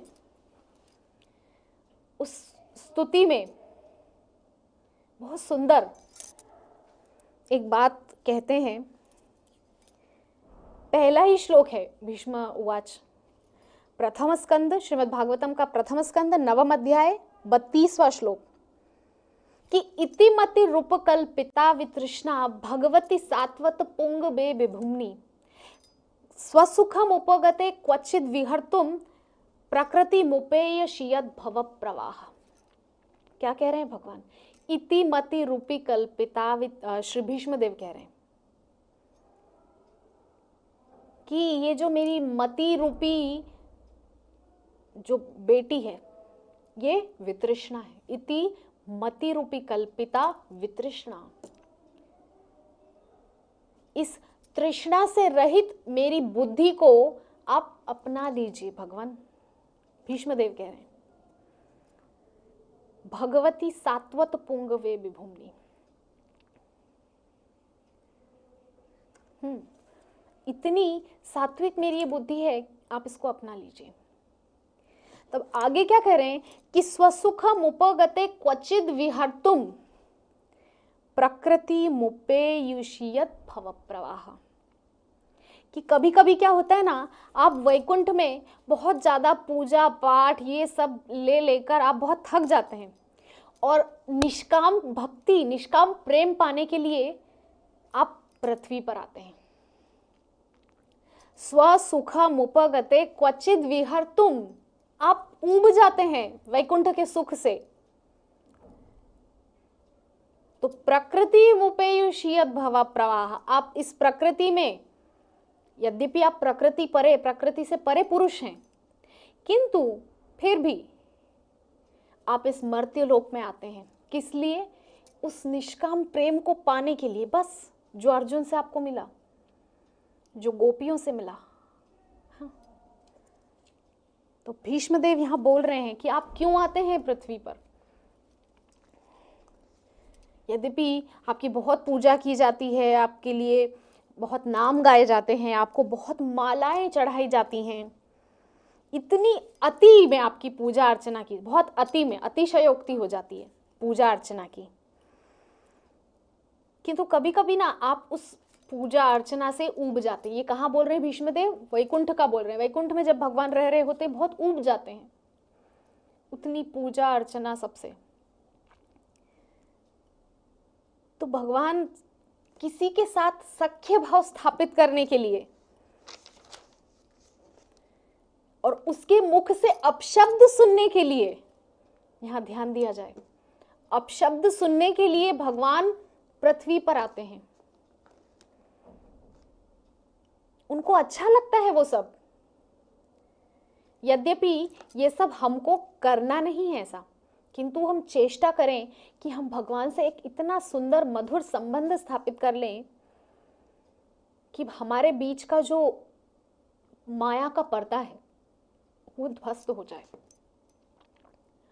और भगवान से हमारा इतना निकट संबंध हो जाए कि सृष्टि की पूरी दुनिया एक तरफ और हमारा ये एक रिश्ता एक तरफ। किसी ने बहुत सुंदर बात कही है कि सारी दुनिया रूठे पर तू न रूठा चाहिए। कि पूरी दुनिया मुझे छोड़ के चली जाए, मुझसे रूठ जाए, किंतु हे राधा रमण आप मुझसे मत रूठना, मुझे मत छोड़ना। सारी दुनिया मुझसे बेईमानी करे, मुझे धोखा दे, किंतु आप कभी मुझे धोखा मत देना। मुझ अधम को छोड़ करके आप कभी मत जाना, क्योंकि एकमात्र आपके उन दो सुंदर चरण कमलों का ही आश्रय मुझे प्राप्त है। इसके अतिरिक्त और कोई आश्रय मैं नहीं जानना चाहता नहीं, क्योंकि कोई इतना विश्वास पात्र आश्रय मेरी नजर में नहीं है जो पतित से पतित जीव को पुनः भक्ति मार्ग पर ले आए। कितना भी पाप के अंधकार में चला जाए, भगवान उसको पुनः खींच के ले आते हैं। श्रीमद् भागवतम का जो दशम स्कंद में जो अघासुर का प्रसंग है, इस प्रसंग से हमको यही शिक्षा मिलती है कि जीव चाहे कितने भी गहरे पाप के कुएं में गिर जाए, भगवान स्वयं उस कुएं के अंदर जाके उस जीव को निकाल के लाते हैं और उसका उद्धार करते हैं और पुनः उसका पतन ना हो इसका भी ध्यान रखते हैं। है कोई इतना करुणाशील? अघासुर साक्षात पाप का रूप है। अघ मतलब पाप, पाप का रूप है अघासुर। और उस पाप रूपी अघासुर के मुख में जब वे भोले भाले ग्वाल बाल बिना कुछ जाने गुफा समझ के उसके अंदर घुस गए, तब भगवान ने अंदर जाकर के अपने उन प्रिय सखाओं को, अपने उन प्रिय ग्वाल बालों को उस पाप रूपी अघासुर के मुख से निकाला है, बचाया है। तो ऐसे श्री भगवान कृष्ण है। तो इसीलिए भगवान आते हैं, स्वसुखमुपगते क्वचिद विहर्तुम, प्रेम पाने के लिए। हम कल भी चर्चा कर रहे थे कि मर्त्यावतारस्त्वी मर्त्य शिक्षणम रक्षो वधायैव न केवलम विभो। राक्षसों को मारने के लिए भगवान नहीं आते हैं, वो भक्तों का प्यार पाने के लिए आते हैं, प्रेम पाने के लिए आते हैं। यही एकमात्र उनकी इच्छा रहती है सब समय। किसको अच्छा नहीं लगता?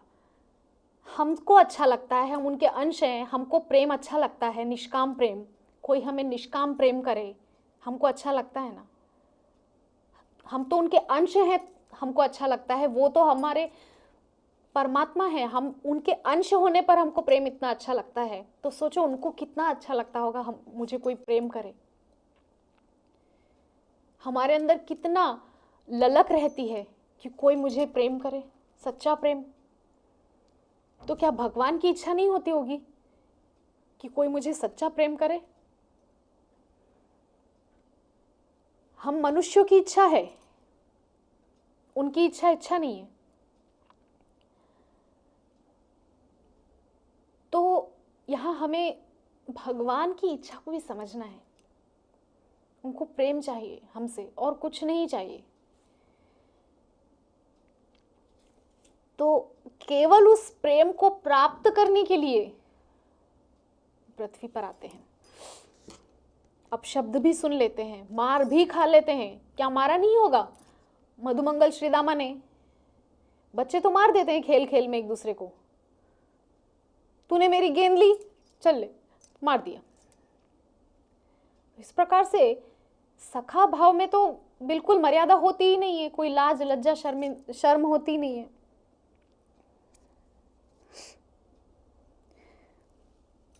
तो ऐसा सख्य भाव है, अत्यंत मधुर। तो ऐसे प्रिय भक्तों का प्रेम पाने के लिए, उनका सखा भाव का आनंद प्राप्त करने के लिए, क्योंकि भक्त के हृदय में सख्य भाव है, तो उस सख्य भाव के अमृत का पान करने के लिए, उस रस को पीने के लिए भगवान आते हैं पृथ्वी पर। अपनी ही प्रसन्नता के लिए आते हैं, अपने आप को संतुष्ट करने के लिए, उस प्रेम को पाने के लिए।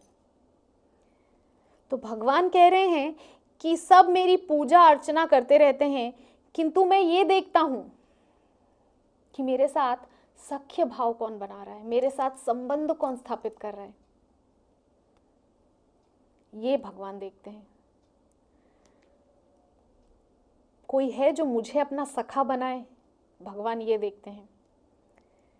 जब भगवान देखते हैं कि कोई मुझे अपना सखा बना रहा है, तो भगवान बहुत प्रसन्न होते हैं, क्योंकि उनको ये भाव बहुत पसंद है। भक्ति भाव में बहुत नियम होते हैं, किंतु प्रेमा भक्ति थोड़ी अलग है। वहां नियम कायदे उतने नहीं होते।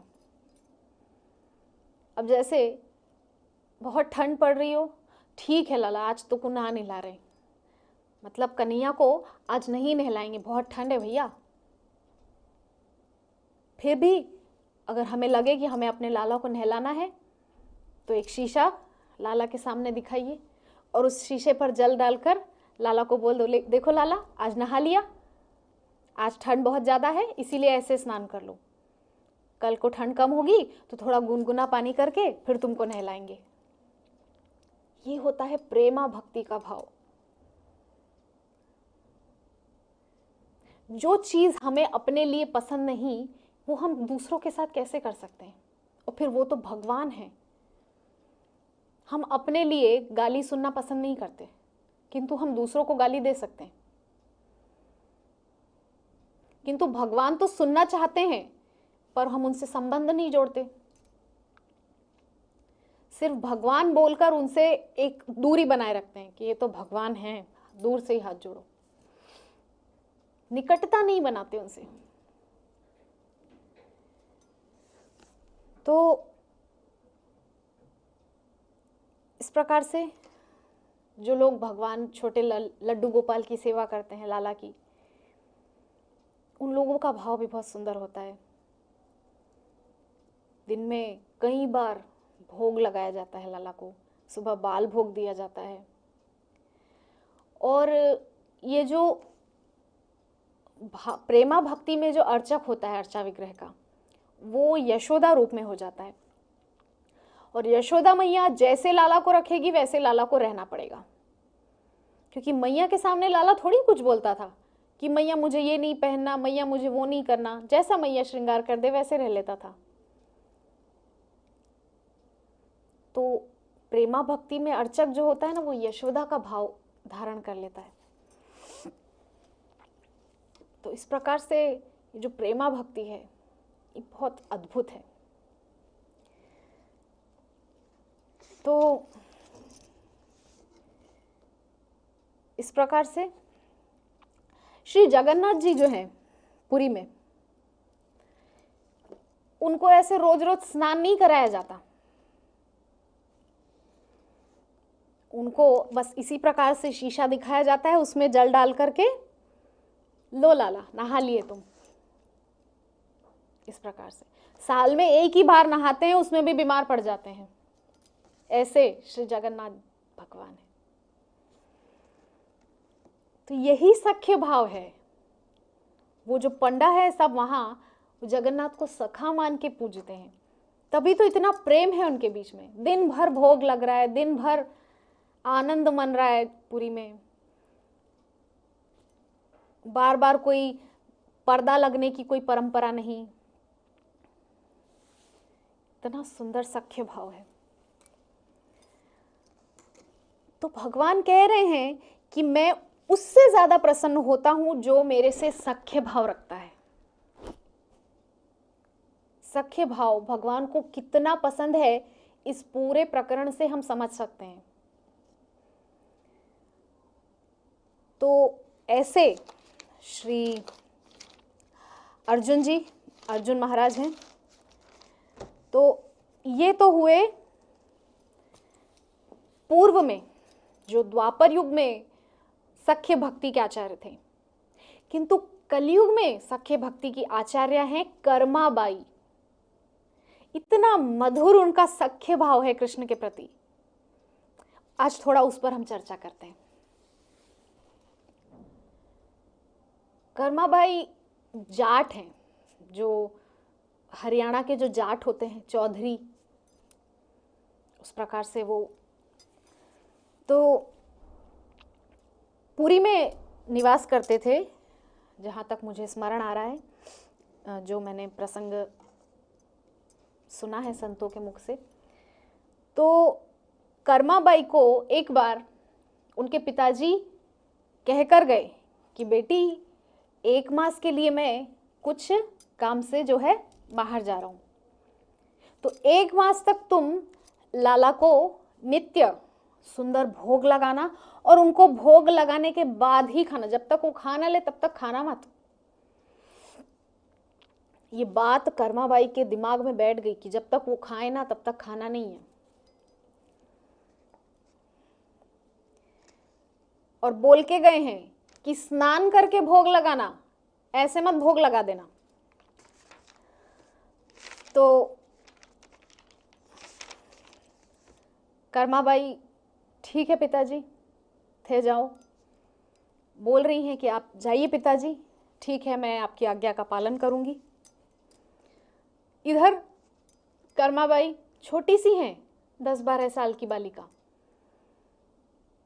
ध्यान आया सुबह सुबह, अरे पिताजी बोल कर गए थे कि इनको तो सुबह जल्दी भूख लग जाती है, तो जल्दी भूख लगती है तो जल्दी कुछ कुछ बनाओ। तो खिचड़ी चावल की चढ़ा दिया चूल्हे पर बनने के लिए। स्नान नहीं किया है अभी तक, बिना नहाए धोए भगवान का भोग बना रही है। हम लोग कितना नियम पालते हैं कि पहले शुद्धता से स्नान करके नए कपड़े पहनेंगे, उसके बाद रसोई में जाकर भगवान के लिए भोग बनाएंगे। किंतु ये है प्रेमा भक्ति। पिताजी ने बोला था कि पहले इनको जल्दी जल्दी भूख लग जाती है सुबह, तो कुछ खिलाना है, तो स्नान भी नहीं किया, बिना नहाए धोए खिचड़ी बनाने रख दी चूल्हे पर। और क्या कर रही है? दातून कर रही है, दांत घिस रही है सुबह सुबह प्रातः काल में। और दातून करते करते ही खिचड़ी का भी ध्यान रख रही है।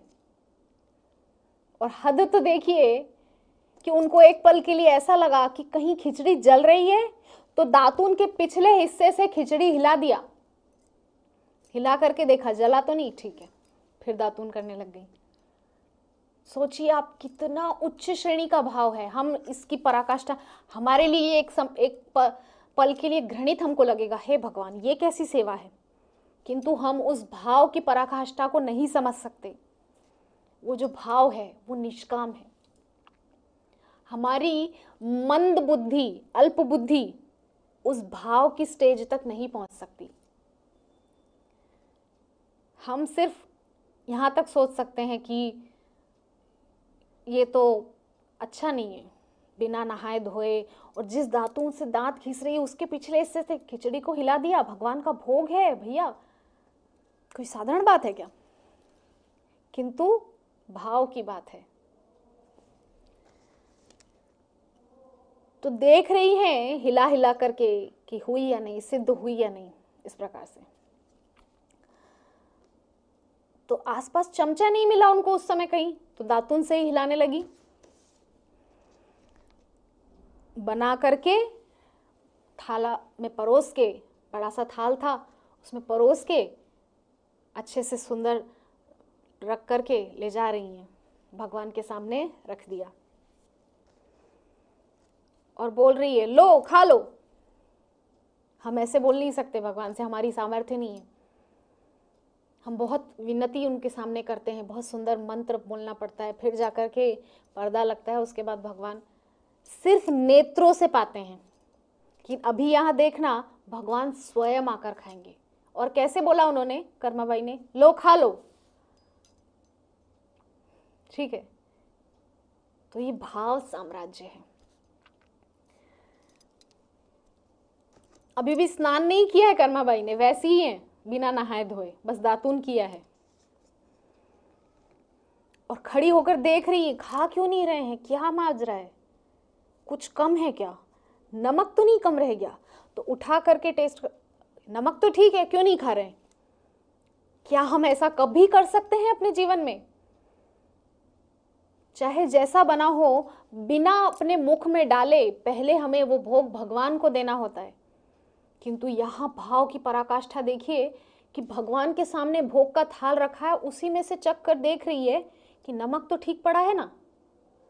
हम क्या भूखे मरेंगे आपके पीछे? क्योंकि पिताजी बोल कर गए थे जब तक आप नहीं खाएंगे हम नहीं खा सकते।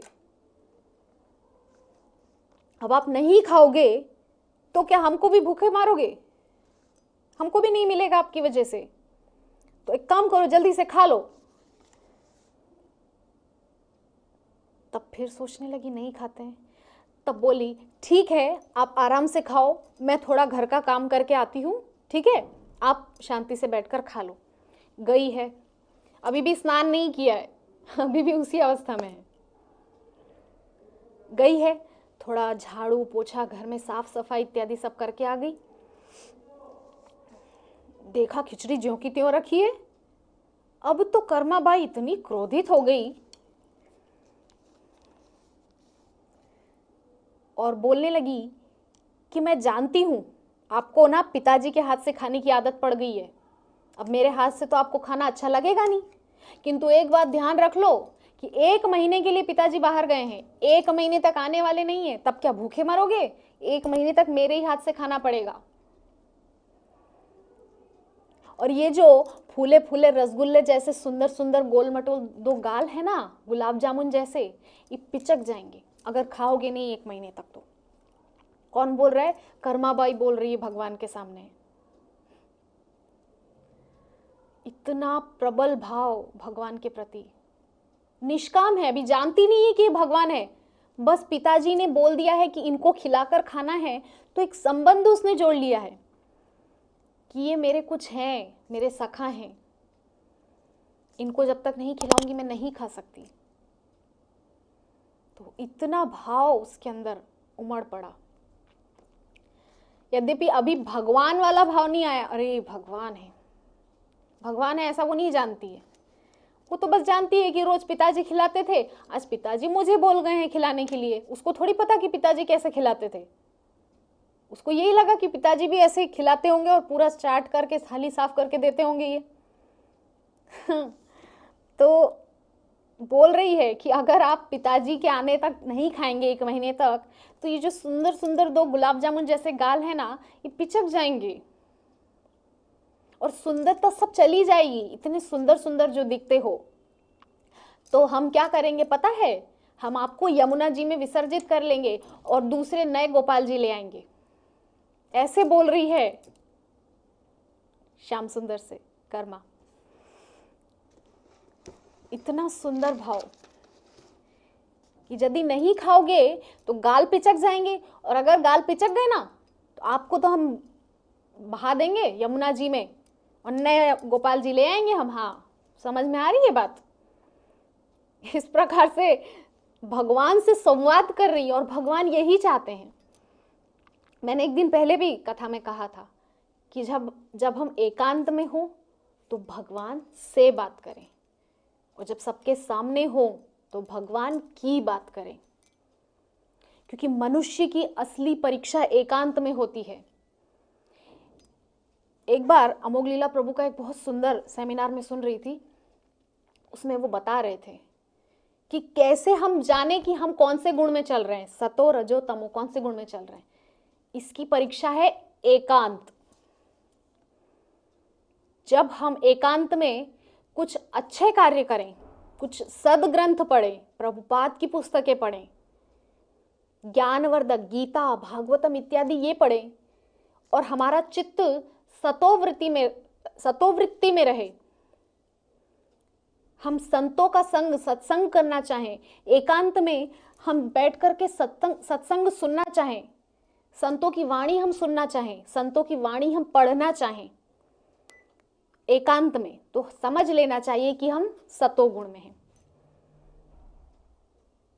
किंतु यदि एकांत में हम कुछ ऐसे कृत्य कर रहे हैं जो एक भद्र पुरुष को नहीं करना चाहिए, हम कुछ ऐसे दृश्य देख रहे हैं, कुछ ऐसी पुस्तकें पढ़ रहे हैं जिससे हमारा चित्त मलिन हो जाए और उसमें से भगवत भाव चला जाए और काम वासनाएं, क्रोध, लोभ, मोह इत्यादि विकार घुस जाएं, तो हम राजसिक भाव में हैं। जब हम एकांत में कुछ अनर्थ चीजों का संग करें, जिनका संग हमको नहीं करना चाहिए, अवैध संग करें, एकांत में जब हम हो और हम सोचे कि अब कोई नहीं है घर में, चलो अपने उस दोस्त को बुला करके थोड़ा एंजॉय करेंगे, ये है राजसिक भाव एकांत में। और यदि एकांत में हमारी इच्छा हो कि आज तो घर में कोई नहीं है, थोड़ा सा मांस खाते हैं, थोड़ा जुआ खेलते हैं, कुछ भी नीच कृत्य अगर हमारे मन में करने को आए, तो हमें समझ लेना चाहिए कि हम तामसिक वृत्ति में आ गए हैं। तो मुझे उस सेमिनार को सुन के ये शिक्षा मिली कि मनुष्य की असली परीक्षा एकांत में होती है, क्योंकि दूसरों के सामने तो हम बहुत अच्छा दिखावा कर सकते हैं कि हम बहुत उच्च श्रेणी के भक्त हैं, लेकिन हमारी असली परीक्षा हमारे अपने सामने होती है कि हम अपने आप के सामने कितने धुले साफ सुथरे हैं। हमारी अपनी परीक्षा हमारे अपने सामने होती है। जब हमारा अपना अंतःकरण दर्पण की समान हमारे सामने खड़ा होता है और हम अपने आप को देख पा रहे होते हैं, तो अगर थोड़ा सा भी हमारे अंदर भक्ति भाव होगा तो हमारा अंतःकरण ही हमको धिक्कार देगा कि नहीं, एकांत में होने का मतलब ये नहीं कि मैं इस तरह से नीच कृत्य करके अपने जीवन को बर्बाद करूं। एकांत में रहकर भी अपनी इंद्रियों पर जो काबू पाए, असली पुरुष वही है, असली जीव, भगवान का अंश वही है। और एकांत में जो अपनी इंद्रियों पर काबू ना रख पाए, उससे बड़ा दुर्भाग्यशाली इस पूरी सृष्टि में कोई नहीं है। क्योंकि उसे लग रहा है कि वो एकांत में है, किंतु वो अपने आप को धोखा दे रहा है, अपने आप के साथ वो बेईमानी कर रहा है, किसी और के साथ धोखा नहीं कर रहा है, वो अपने आप को धोखा दे रहा है, अपने आप के साथ बेईमानी कर रहा है।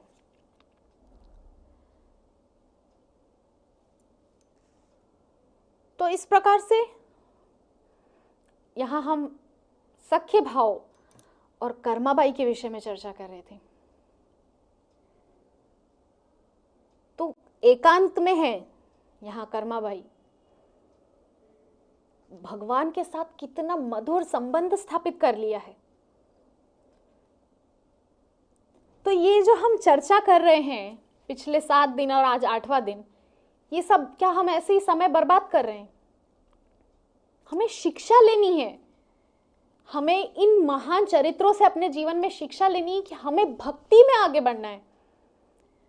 अगर हम भक्ति मार्ग में रहकर भी गर्त में ही जा रहे हैं, इसका मतलब ना तो हमारा श्रवण ठीक से हो रहा है, ना हमारा कीर्तन ठीक से हो रहा है, ना हम भगवान का स्मरण ठीक से कर रहे हैं, ना हमारी आगे की कोई भक्ति ठीक से हो रही है।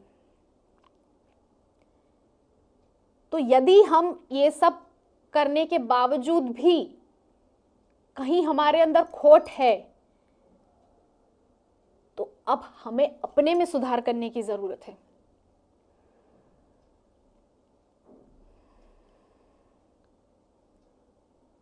तो इस प्रकार से कर्माबाई बहुत सुंदर जो है भगवान से संवाद कर रही है, मधुर संवाद कर रही है। हाँ, क्या कह रही है? मित्रवत होकर बात कर रही है। बिल्कुल मित्र से नहीं हम खुल के बोलते हैं और बिल्कुल तू तुकारे पर आ जाते हैं कि देखो अगर नहीं खाओगे तो तुम्हारे जो एक गाल है ना सब पिचक जाएंगे, और तुमको हम पिचक जाएंगे गाल तो फिर हम तुमको यमुना जी में बहा देंगे, हाँ नए गोपाल जी ले आएंगे। इतना खुल के तो किसी मित्र से ही बात की जाती है, किसी सखा से ही बात की जाती है। तो ऐसी कर्माबाई सुंदर संवाद कृष्ण से कर रही है, और इतना भगवान उसकी भक्ति से रीझ गए श्री जगन्नाथ, और बड़ा प्रेम से उसका दिया हुआ वो खिचड़ा खा रहे हैं बैठ करके, उसके सामने बैठकर खा रहे हैं, और वो देख रही है, वाह क्या सुंदर स्वरूप है, इतना मनमोहक रूप। इसीलिए पिताजी इनको रोज खिलाकर ही खाते थे, क्योंकि जब तक इनको खिला ना दो कुछ खाने का मन कैसे हो। इतनी मोहनी मूरत, इतना सुंदर स्वरूप।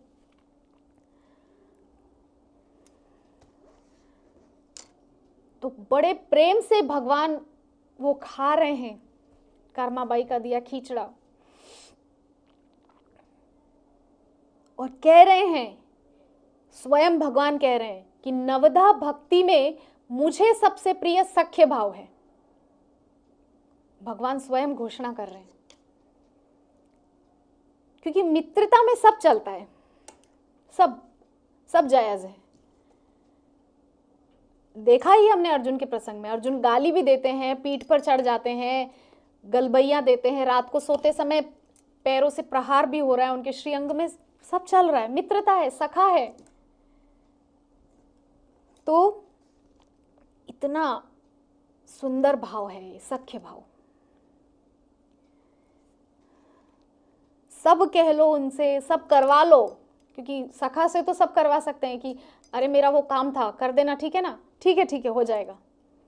ऐसा तो कोई सखा ही कर सकता है, ऐसे किसी को आदेश थोड़ी दे सकते आप कि ये काम मेरा कर देना। ये तो सखा पे ही इतना जोर चलता है हमारा। गाली भी दे दो, इतना अद्भुत ये सख्य भाव है।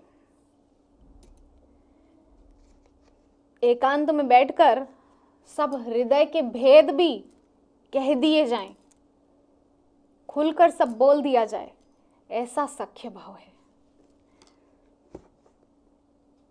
इतने विश्वास पात्र मित्र हैं कृष्ण कि आप जो कुछ उनसे कहोगे वो बात लीक नहीं होगी, कभी लीक नहीं होगी। लेकिन संसार में आप एक मुख में कहोगे एक व्यक्ति से, वो 1 से 1000 होते देर नहीं लगेगी। किंतु कृष्ण जैसा विश्वास पात्र मेरी दृष्टि में और कोई नहीं है। कभी हमें ना छले, हमें ना धोखा दे, सदैव हमारा साथ दे, इतने विश्वास पात्र सखा श्री कृष्ण है। तो मैं आप सबसे भी यही चाहती हूं और मैं अपने आप को भी यही शिक्षा देना चाहूंगी और ये अपने जीवन में भी ये धारण करना चाहूंगी, ये बात कि संसार छूटे छूट जाए, कृष्ण से नाता ना टूटे। बस कृष्ण से इतना पक्का रिश्ता हमको जोड़ लेना है कि संसार जब हमारा छूटे ना तब हमको कष्ट ना। हमको संसार से रिश्ते टूटने में कष्ट इसीलिए होता है क्योंकि हमारा भगवान से संबंध नहीं है। और जब हम भगवान से संबंध जोड़ लेते हैं ना तो हमको कोई रिश्ता टूट भी जाए तो इतना कष्ट नहीं होता है, क्योंकि हमको पता होता है हमारे पास तो अल्टीमेट शेल्टर है, हमारे पास तो एक सर्वोत्तम आश्रय है, सर्वोच्च आश्रय है हमारे पास। हमको जरूरत नहीं है, जिसको जाना है जाए छोड़ के। कृष्ण है ना, कृष्ण मेरे प्रति ईमानदार हैं, कृष्ण मेरे साथ ईमानदारी से निभा रहे हैं, बस। आगे भी मैंने कहा कि सारी दुनिया रूठे पर तू ना रूठा चाहिए, ऐसा संबंध हमको कृष्ण के साथ स्थापित करना है। कभी आपको धोखा नहीं मिलेगा, इस बात की गारंटी है, मेरे अपने जीवन का अनुभव है। चाहे कितनी भी खराब परिस्थिति हो,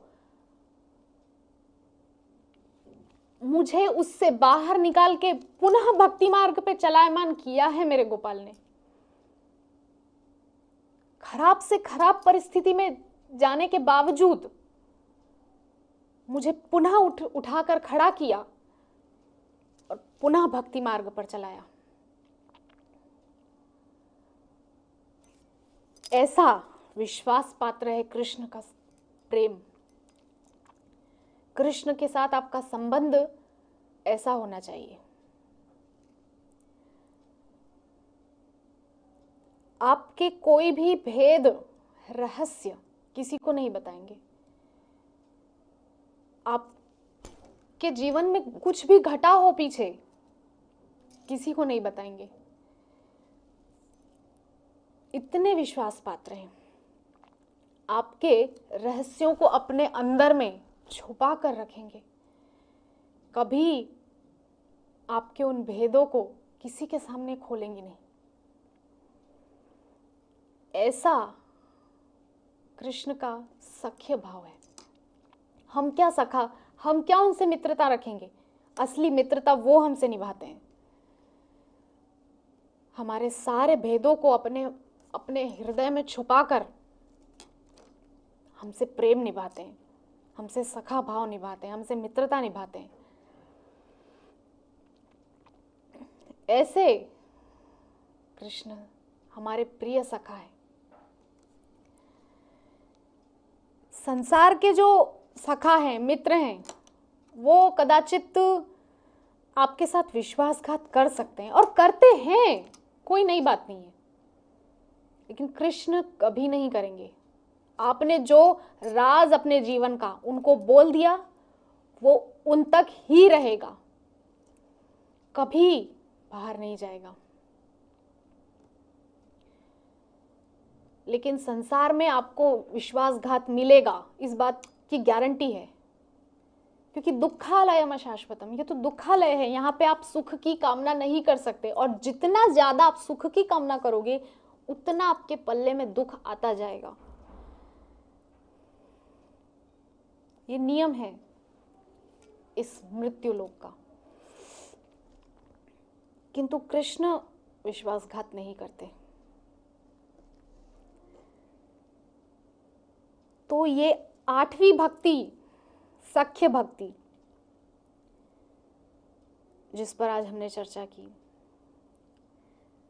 तो ये जो सख्य भाव है, इसे अगर हम भगवान के साथ स्थापित कर लें, सख्य भाव को, यद्यपि सख्यता दोनों तरफ से होती है, किंतु अभी तो बस वही निभा रहे हैं अपनी तरफ से। जब हम भी जाग जाएं कि नहीं, वो हमारे चिर सखा हैं, आज से नहीं, कहीं कहीं जब से वो है तब से हम हैं, और जब से वो सखा हैं हमारे तब से हम भी उनके सखा हैं। जैसा कि पुरंजनोपाख्यान में हम सुनते हैं कि 2 मित्र थे, अविज्ञात और पुरंजन। तो अविज्ञात भी चल रहा है और पुरंजन भी चल रहा है, किंतु अविज्ञात अपने ध्यान में है, लेकिन पुरंजन की नजरें नाच रही हैं और देख रहा है, आहा कितना सुंदर वो मृत्यु लोक है, मुझे तो वहां जाने की इच्छा हो रही है। अविज्ञात रोक रहे हैं कि नहीं जाओगे, फंस जाओगे, लौट कर नहीं आ पाओगे मेरे पास। बोले नहीं, मैं तो जाऊंगा, मुझे तो जाना है, बहुत सुंदर दिख रहा है, बहुत आकर्षक है, देखो ना कितनी हरियाली है, इतनी सुंदर स्त्रियां हैं, इतने सुंदर परिवार हैं, बाल बच्चे, देखो ना कितना अच्छा लगता होगा जब एक साथ पूरा परिवार। अविज्ञात समझा रहा है, अरे ये परिवार बनता है, टूटता भी है, मरते भी हैं, शरीर भी छूटता है, वो पत्नी बूढ़ी भी होती है, सुंदर पत्नी, वो सुंदर पति बूढ़ा भी होता है, वो बच्चे बड़े भी होते हैं, वो भी अपमान करते हैं, मत जाओ वहां पर। लेकिन पुरंजन नहीं मान रहा है। क्यों? क्योंकि भगवान सखा हैं, उनके अंदर सख्य भाव है एक एक जीव के प्रति, शुद्ध सख्य भाव तो वो निभा रहे हैं हमारे प्रति, हम क्या निभाएंगे?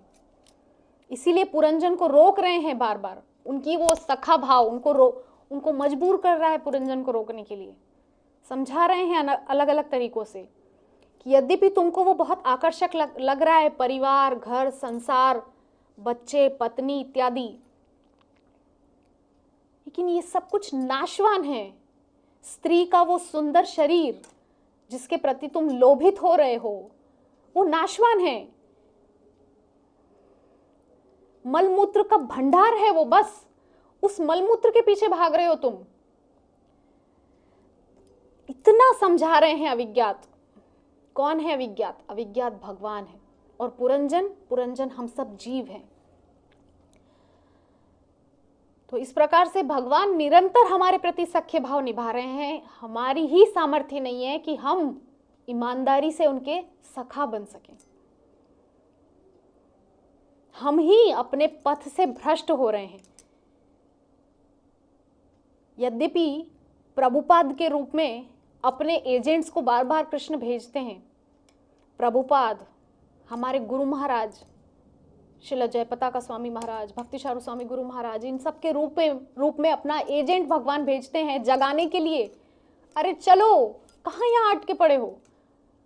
लेकिन हमको तो जाना है, हमको तो गर्त में जाना है, बस हमने तो निश्चय कर लिया है, हमको तो पाप में ही धंसे रहना है, हमको उस पाप के दलदल से ऊपर नहीं उठना है। जबकि ये लोग जो आते हैं भक्त, ये हमको हाथ दे देकर उस दलदल से खींचना चाहते हैं, किंतु हम ही चेष्टा ना करें तो वो लोग क्या करेंगे? क्योंकि हमारे अंदर पहले वो इच्छा होनी चाहिए शुद्ध भक्त बनने की, मुक्त होने की, पुनः अपने घर लौटने की।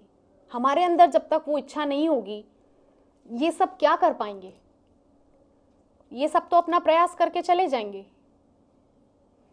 और हम यहीं धंसे रह जाएंगे। तो ये जो सख्य भाव है, बहुत अद्भुत भाव है, और आज हमने इस पर चर्चा की। तो भगवान अपनी तरफ से सख्य भाव निरंतर निभा रहे हैं, क्योंकि भगवान को ये भाव अति प्रिय है। हमारी तरफ से एक बार बस भगवान को हम ये कह दें, कल भी हमने चर्चा की थी, सकृदेव प्रपन्नाय तवास्मीति तु याचते अभयम सर्वभूतेभ्यो ददाम्ये तद्व्रतम मम। तवास्मीति तु याचते, कोई एक बार बस कह दे कि मैं आपका हूं, फिर उसका योगक्षेम मैं वहन करता हूं। भगवान बोल रहे हैं भगवत गीता में, अनन्यांस चिंतयन्तो माम ये जनाः पर्युपासते तेषां नित्याभियुक्तानां योगक्षेमं वहाम्यहम्। किनका योगक्षेम वहन करते हैं? सबका वहन करते हैं, किंतु जो ये कह दे कि मैं आपका हूं, उनका पूरी दृढ़ता से भगवान ध्यान रखते हैं। यहां हम एक उदाहरण से समझें कि एक माता है जिसके 2 बालक हैं। एक गोद का है, 1 वर्ष का बालक है, और एक 5 वर्ष का दौड़ता फिरता खेलता बच्चा, बड़ा बच्चा है। तो वो जो 5 वर्ष का बालक है, वो अब स्वच्छंद खुद खेलता है, खुद खाता है, खुद कपड़े पहनता है, स्कूल जाता है। किंतु वो जो 1 वर्ष का गोदी का बालक है, वो आश्रित है, वो माँ के ऊपर आश्रित है, वो अपने से कुछ नहीं कर सकता।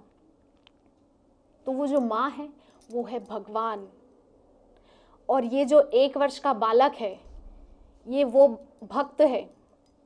अनन्यांस चिंतयन्तो माम, जो अनन्य भक्ति से कृष्ण का चिंतन करता है। ये जनाः पर्युपासते तेषां नित्याभियुक्तानां योगक्षेमं वहाम्यहम्। अच्छा, वो माता क्या अपने उस 5 वर्ष के बच्चे को खाना नहीं देती होगी कि नहीं ठीक है अब तुम बड़े हो गए, अब तुम खुद कमाओ खाओ? नहीं, बनाएगी, उसको भी खिलाएगी, किंतु प्रायोरिटी रहेगा वो गोदी का बालक। तो हम सब जो जीव हैं, और हम सब जो जीव हैं, हम है वो 5 वर्ष के बालक। वो 5 वर्ष का जो बालक है, हम सब वो हैं। किंतु जो भगवान को ये बोल देता है कि मैं आपका हूं, वो है वो 1 वर्ष का गोदी का बालक। मैं अपने आप से कुछ नहीं कर सकता, हाथ खड़े कर देता है, आई एम हेल्पलेस, मेरा अपने आप में कोई सामर्थ्य नहीं है। ऐसे 1 वर्ष के बालक जो अपने आप को समर्पित कर देते हैं, उनका योगक्षेम पूरी दृढ़ता से वहन करते हैं कृष्ण। यद्यपि योगक्षेम सबका वहन कर रहे हैं। क्या हम सबको खाना नहीं मिल रहा है? क्या हम सबके सर पे छत नहीं है? क्या हमको पहनने को कपड़े नहीं मिल रहे हैं? हमको भी भगवान की नाम जपने का सौभाग्य मिल रहा है। किंतु अभी वो जो 1 वर्ष का बालक जो है, जिसने अपने आप को हेल्पलेस, महाप्रभु ने ये पद्धति क्यों चलाई है हाथ ऊपर करके भगवान को पुकारने की? ये पद्धति इसलिए है कि मैं हेल्पलेस हूं, मैं डूब रहा हूं भवसागर में, मेरे में सामर्थ्य नहीं है इसको पार करने का। केवल आपके चरणों का आश्रय ही मुझे इससे उबार सकता है। तो महाप्रभु ने वही 1 साल का बच्चा बन के बताया है, गोदी का वो जो 1 साल का बालक है माता का, अपने आप को हेल्पलेस साबित कर दिया, मेरे में सामर्थ्य नहीं है इस भवसागर को पार करने की। तो उस जीव का पूरा योगक्षेम भगवान फिर वहन करेंगे। ठीक है, इसको किसी प्रकार से इस भवसागर से निकाल कर ले जाना है, क्योंकि अब ये भगवान का दायित्व हो जाता है। तो एक दृष्टांत से हम समझें कि जैसे एक समुद्र के किनारे पर नौका है, ठीक है, और एक व्यक्ति बोलता है कि मैं स्वयं पार करूंगा। तो ये स्वयं पार करने वाले कौन है? योगी, जपी तपी, वो सब हैं। ये अपने योग के बल पे उस समुद्र को पार करने की चेष्टा करते हैं, लेकिन ज्यादा दूर नहीं चल पाते। अपने बल पे उनको ये रहता है कि हम अपने योग के बल पे इस भवसागर से पार हो जाएंगे। लेकिन वो जो भक्त है वो भगवान के चरण रूपी नौका में चढ़ेगा। मुझे कुछ नहीं आता, ठीक है, मैं तो नौका में बैठ गया, अब नौका वाला जाने जो, और पतवार चलाने वाला वो जाने, वो मुझे पार कर देगा, मेरी टेंशन नहीं है। योगी अपना दायित्व अपने ऊपर लेता है और भक्त अपना दायित्व भगवान के ऊपर सौंप देता है। ये अंतर है, दोनों के बीच में ये डिफरेंस है। भक्त अपना दायित्व अपने आप पर नहीं रखता है, तभी तो वो मुक्त आत्मा होता है भक्त। प्रभुपाद अगर अपना दायित्व अपने ऊपर रखते तो क्या 70 वर्ष की उस अवस्था में अमेरिका जाकर के इतना बड़ा साम्राज्य इस्कॉन का स्थापित कर पाते? क्योंकि उन्होंने अपना योगक्षेम कृष्ण को सौंप रखा था, निश्चिंत होकर जी रहे थे, अपने कंधों पर भार नहीं ढो रहे थे प्रभुपाद। तो ये सख्य भाव जिस पर आज हमने चर्चा की, बहुत अद्भुत, मुझे खुद बहुत अद्भुत लगा। और कल का चरित्र तो और भी बहुत अद्भुत होने वाला है, आत्मनिवेदन। कल अंतिम दिवस रहेगा इस नवधा भक्ति के सेमिनार का। नवधा भक्ति की नवम भक्ति कल रहेगा आत्मनिवेदन, और आत्मनिवेदन भक्ति के आचार्य होंगे श्री बली महाराज। बहुत अद्भुत चरित्र है, बहुत अद्भुत। जब उस पर अध्ययन मैं कर रही थी तो मुझे इतना अद्भुत लग रहा था, तो जब आप सब सुनेंगे आपको कितना आनंद आएगा।